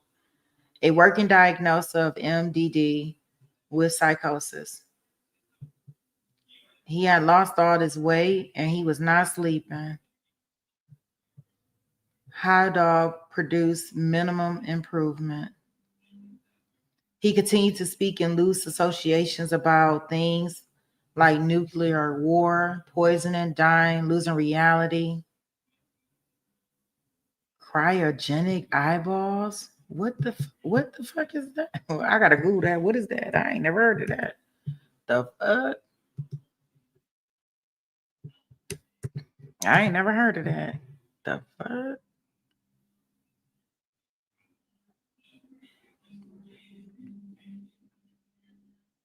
What?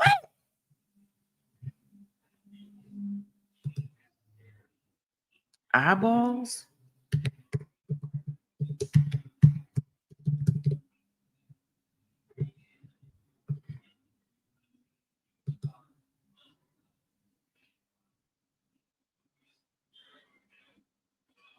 I'm being nosy. I'm trying to see what kind of eyeballs these is, but they done brought all types of eyeball pictures up, and it has scared the crap out of me. So I don't want to know anymore.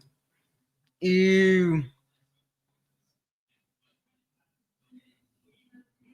That's what I say, Lynn. All of them should be charged and fired.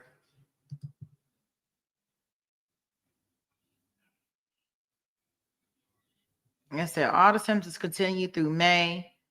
On May 3rd, Dr. Walla diagnosed Allen with a brief psychotic disorder, noting he had disorganized speech and behavior, but no delusions or hallucinations.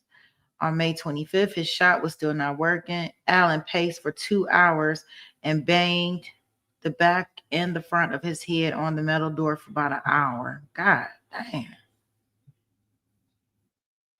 Despite his self-injury and visible goose egg on his head, no one checked on him.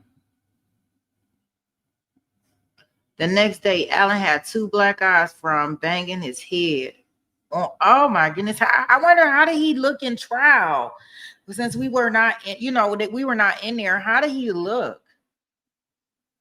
Gosh, they saying that he was even catatonic and extremely skinny.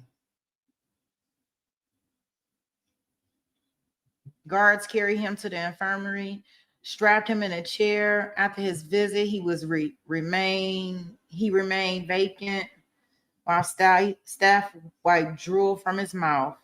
Damn.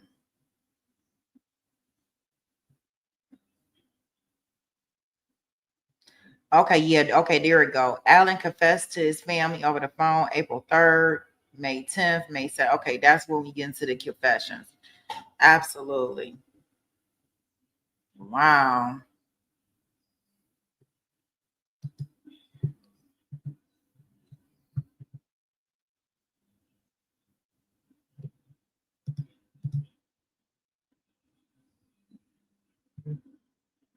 They saying after they said even after he had that hydro, he was still playing with his poopy.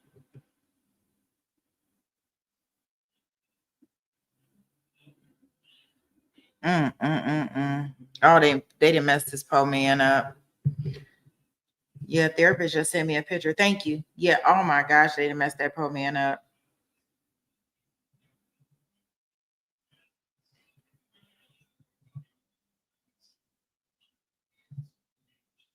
That's crazy.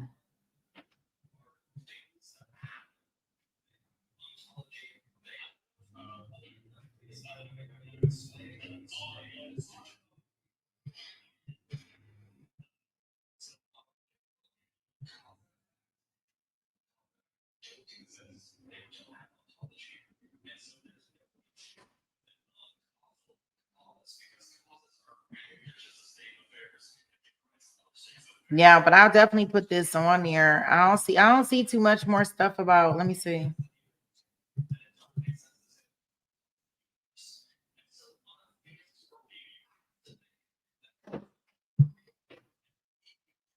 Oh gosh.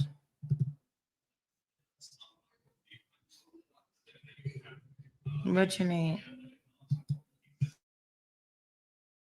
Yes, I think you say sue everyone, right? He need to do something.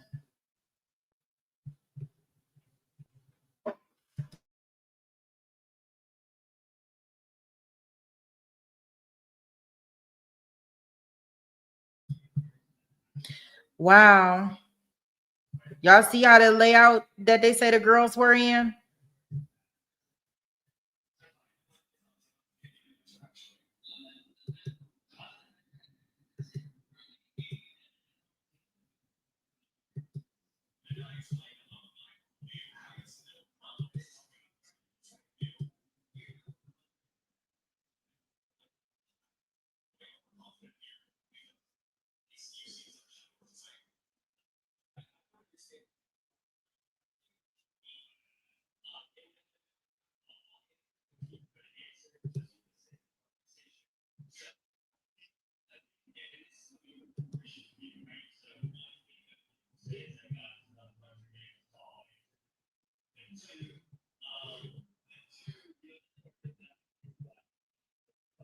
So that's just right there talking about how the arrangement is. Yeah, I know you want to be all up in this graphic shit. I'm a therapist. Can I put this on Discord?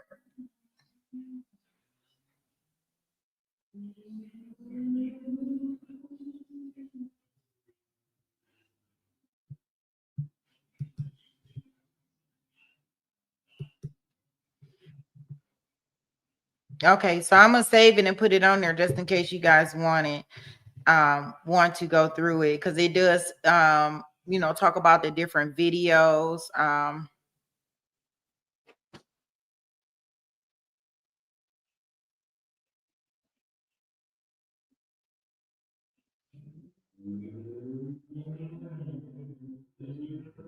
Yeah, this is sickening. Like Dr. Wawa. I don't call it Dr. Wawa. Not Dr. Walla, Dr. Wawa. It tells you some more information in regards to the video. I know you do. SD gonna be an expert on boo-boo. Yeah, this is.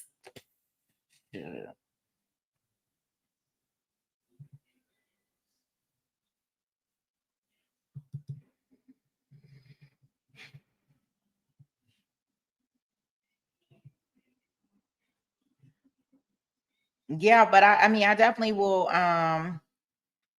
you know, keep my eye out for anything that may come up. You know, if they're gonna have some new hearings or anything. Like I said, I just got introduced to the case through dipping in somebody else's business about Boo Boo, trying to figure out what Dandy, I think it was Dandy and SD, they was talking about shit for a whole damn night. And I'm like, what is all this shit about? What is y'all talking about shit?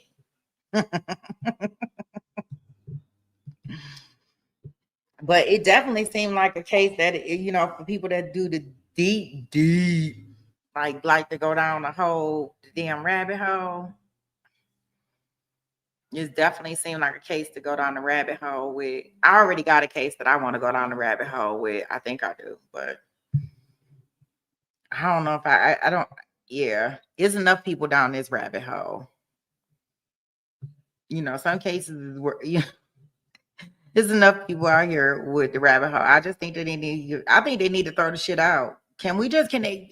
I want to know. Can they? Wait a minute. They can just throw it out, right?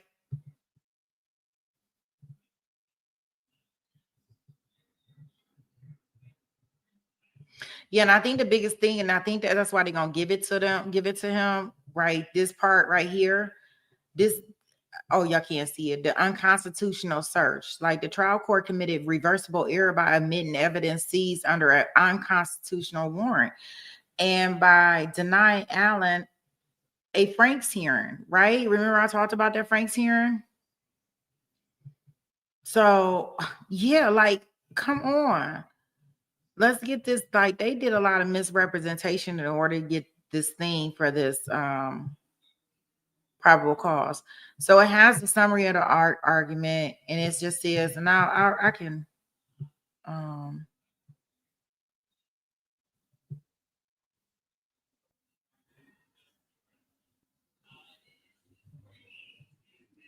so they have as their main 3 points is the trial court committed reversible error by omitting evidence seized under an unconstitutional warrant and denying Allen a Franks hearing. Detective, I wonder which one, Detective Legit obtained the warrant for the Allen's home only by omitting and altering witnesses' descriptions to connect Allen to the bridge guy, and by misrepresentation that Allen had admitted he wore a blue Carhartt jacket like the bridge guy. So with them using these misrepresentation and omitting this misled the judge into believing the appellant's brief. Wow. Multiple witnesses saw Allen and his car when, in fact, they described somebody else in a different car. Once the affidavit is correct, there is no probable cause. So this is like a problem from the beginning. Their second thing is they're talking about their confinement. So they saying that Allen's confessions were involuntary and the product of grave mental disability caused by 13 months of maximum security pretrials. Oh my goodness, solitary confinement. Like could he even help with his case? You know, you have to be able to help with your case.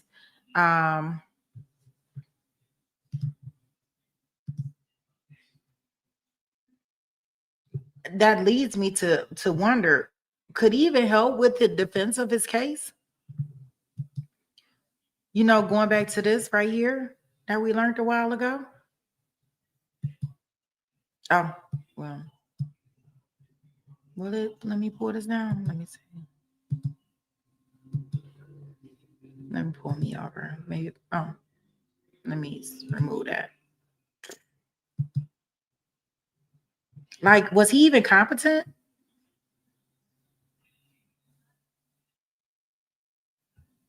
I mean, even though, you know, I got Ella's name in here because that was something, but was he even competent to stand trial, guys? I got an issue with this.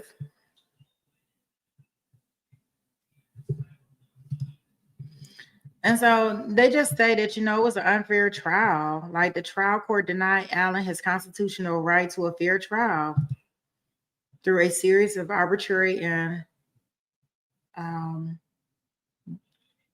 rulings that crippled his ability to present a complete defense. And I agree with that.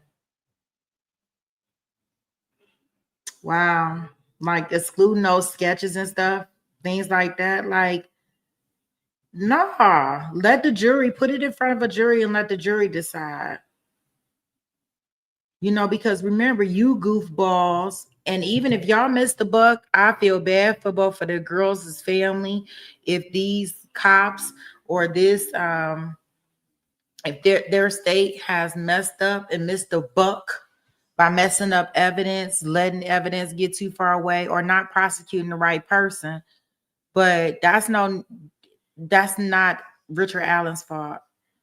And it sounds like that's what they did. They just they put together what they wanted to put together to make something stick. They had to catch somebody by any means necessary. And that is scary. That's scary. This guy, he ain't did nothing. Shit. He just going to CVS working every day. The fuck?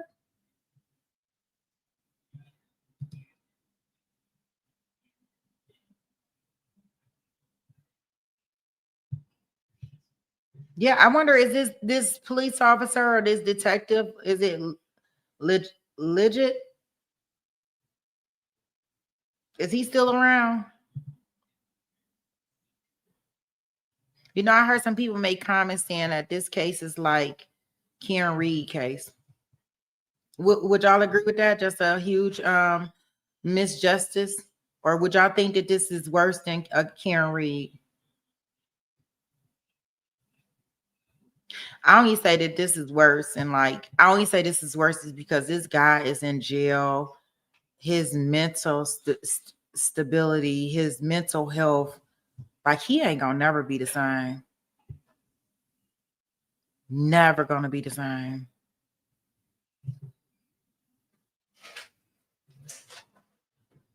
Yeah, I think it's worse, Lynn. Like, I don't think she ever went to jail. If she did go to jail, it's for a short stint. So, but this guy here, probably because he didn't have the money, he didn't have the means, he couldn't probably pay for an attorney. He had to sit through jail through this whole entire time. I don't know. Maybe he could have got some bail hearings, but that's messed up.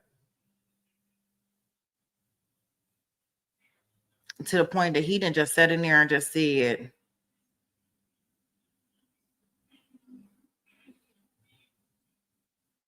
Yeah, he just didn't sit up there and said what he done did.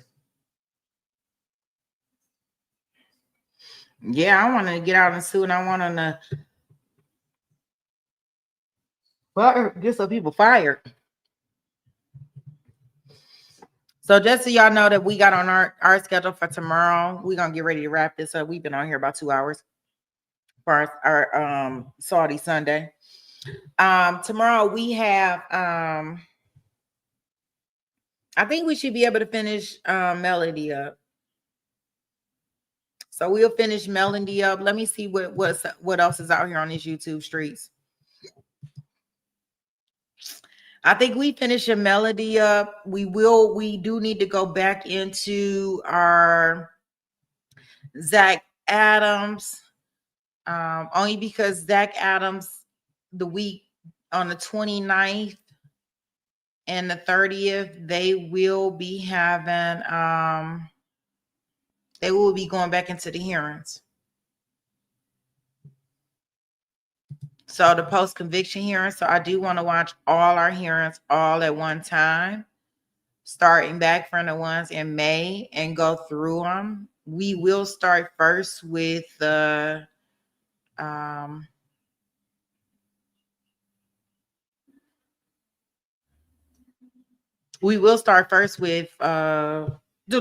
want to say.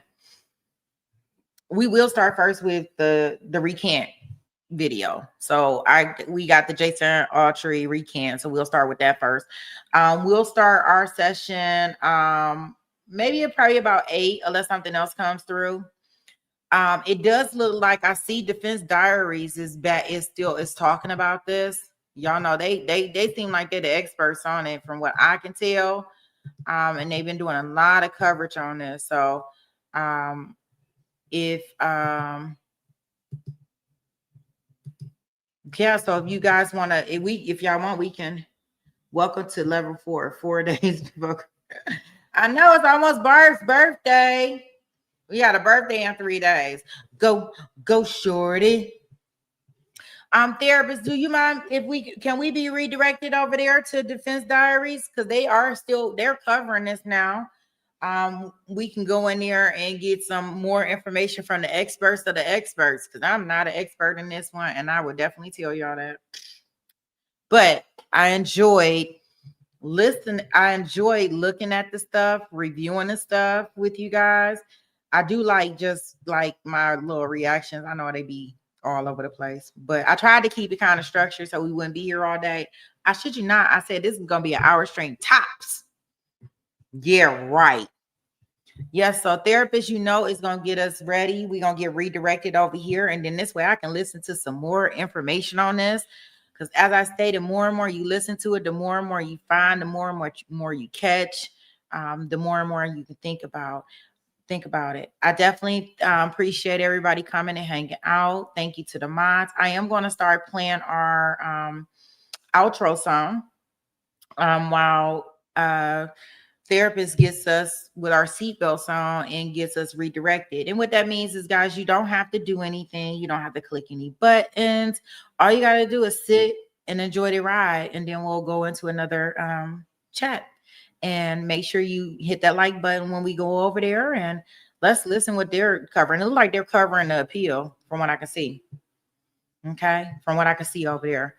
And they started maybe about an hour ago. Okay, so I'm gonna go ahead and play our outro song, and guys, I will see you over there in the chat. Thank you.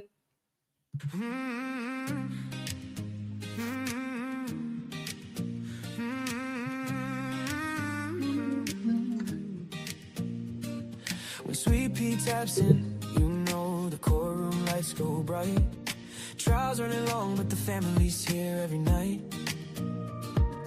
Mars on patrol, chatter showing out. This little YouTube corner's what community's about. Therapists steady holding down the floor. Behind the scenes magician, keeping peace like never before. A bandit king, a rule keeper too. Every channel dreams of a mind like you. Jason walks in and the ladies lose control. Down to earth king with the warmest soul. Film freaks, kindness, man, it's always on display. Fair and sweet and cheering folks along the way. And Maria from SA keeps the laughter rolling free. Joking, shining, keeping spirits where they need to be. We're a family in the chat, side by side through every trial. Sweet Pea leads the way with that fire and that smile. We debate, we laugh, we lift each other higher. This courtroom crew is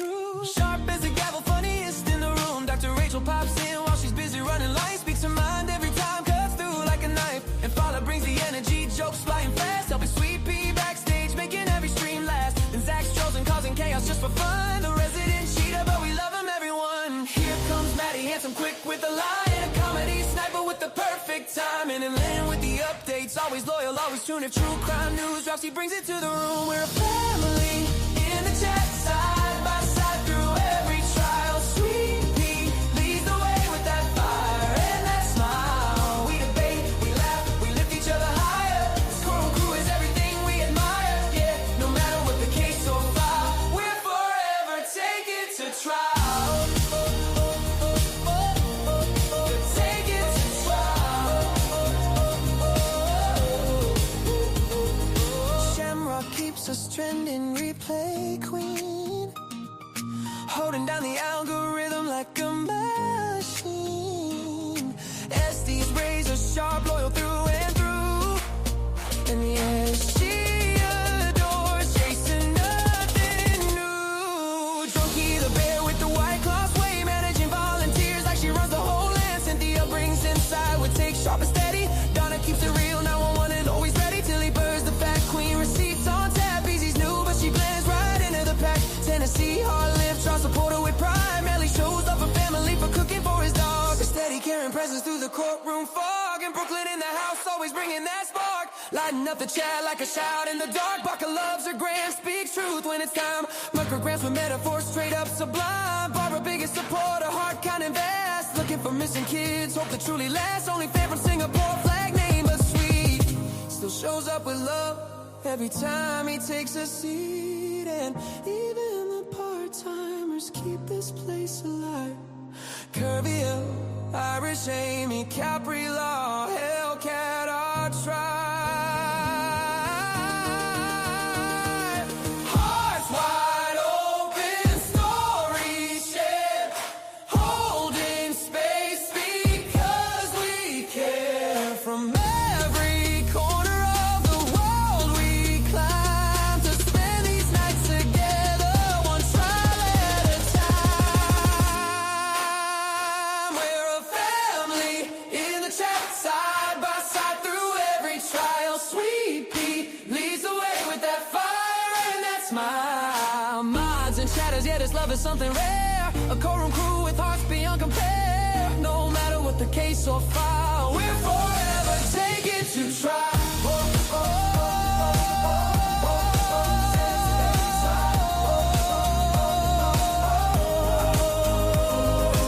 To Sweet Pea in the mouth and the chat we adore. This isn't just a channel, it's a family. And we couldn't ask for more.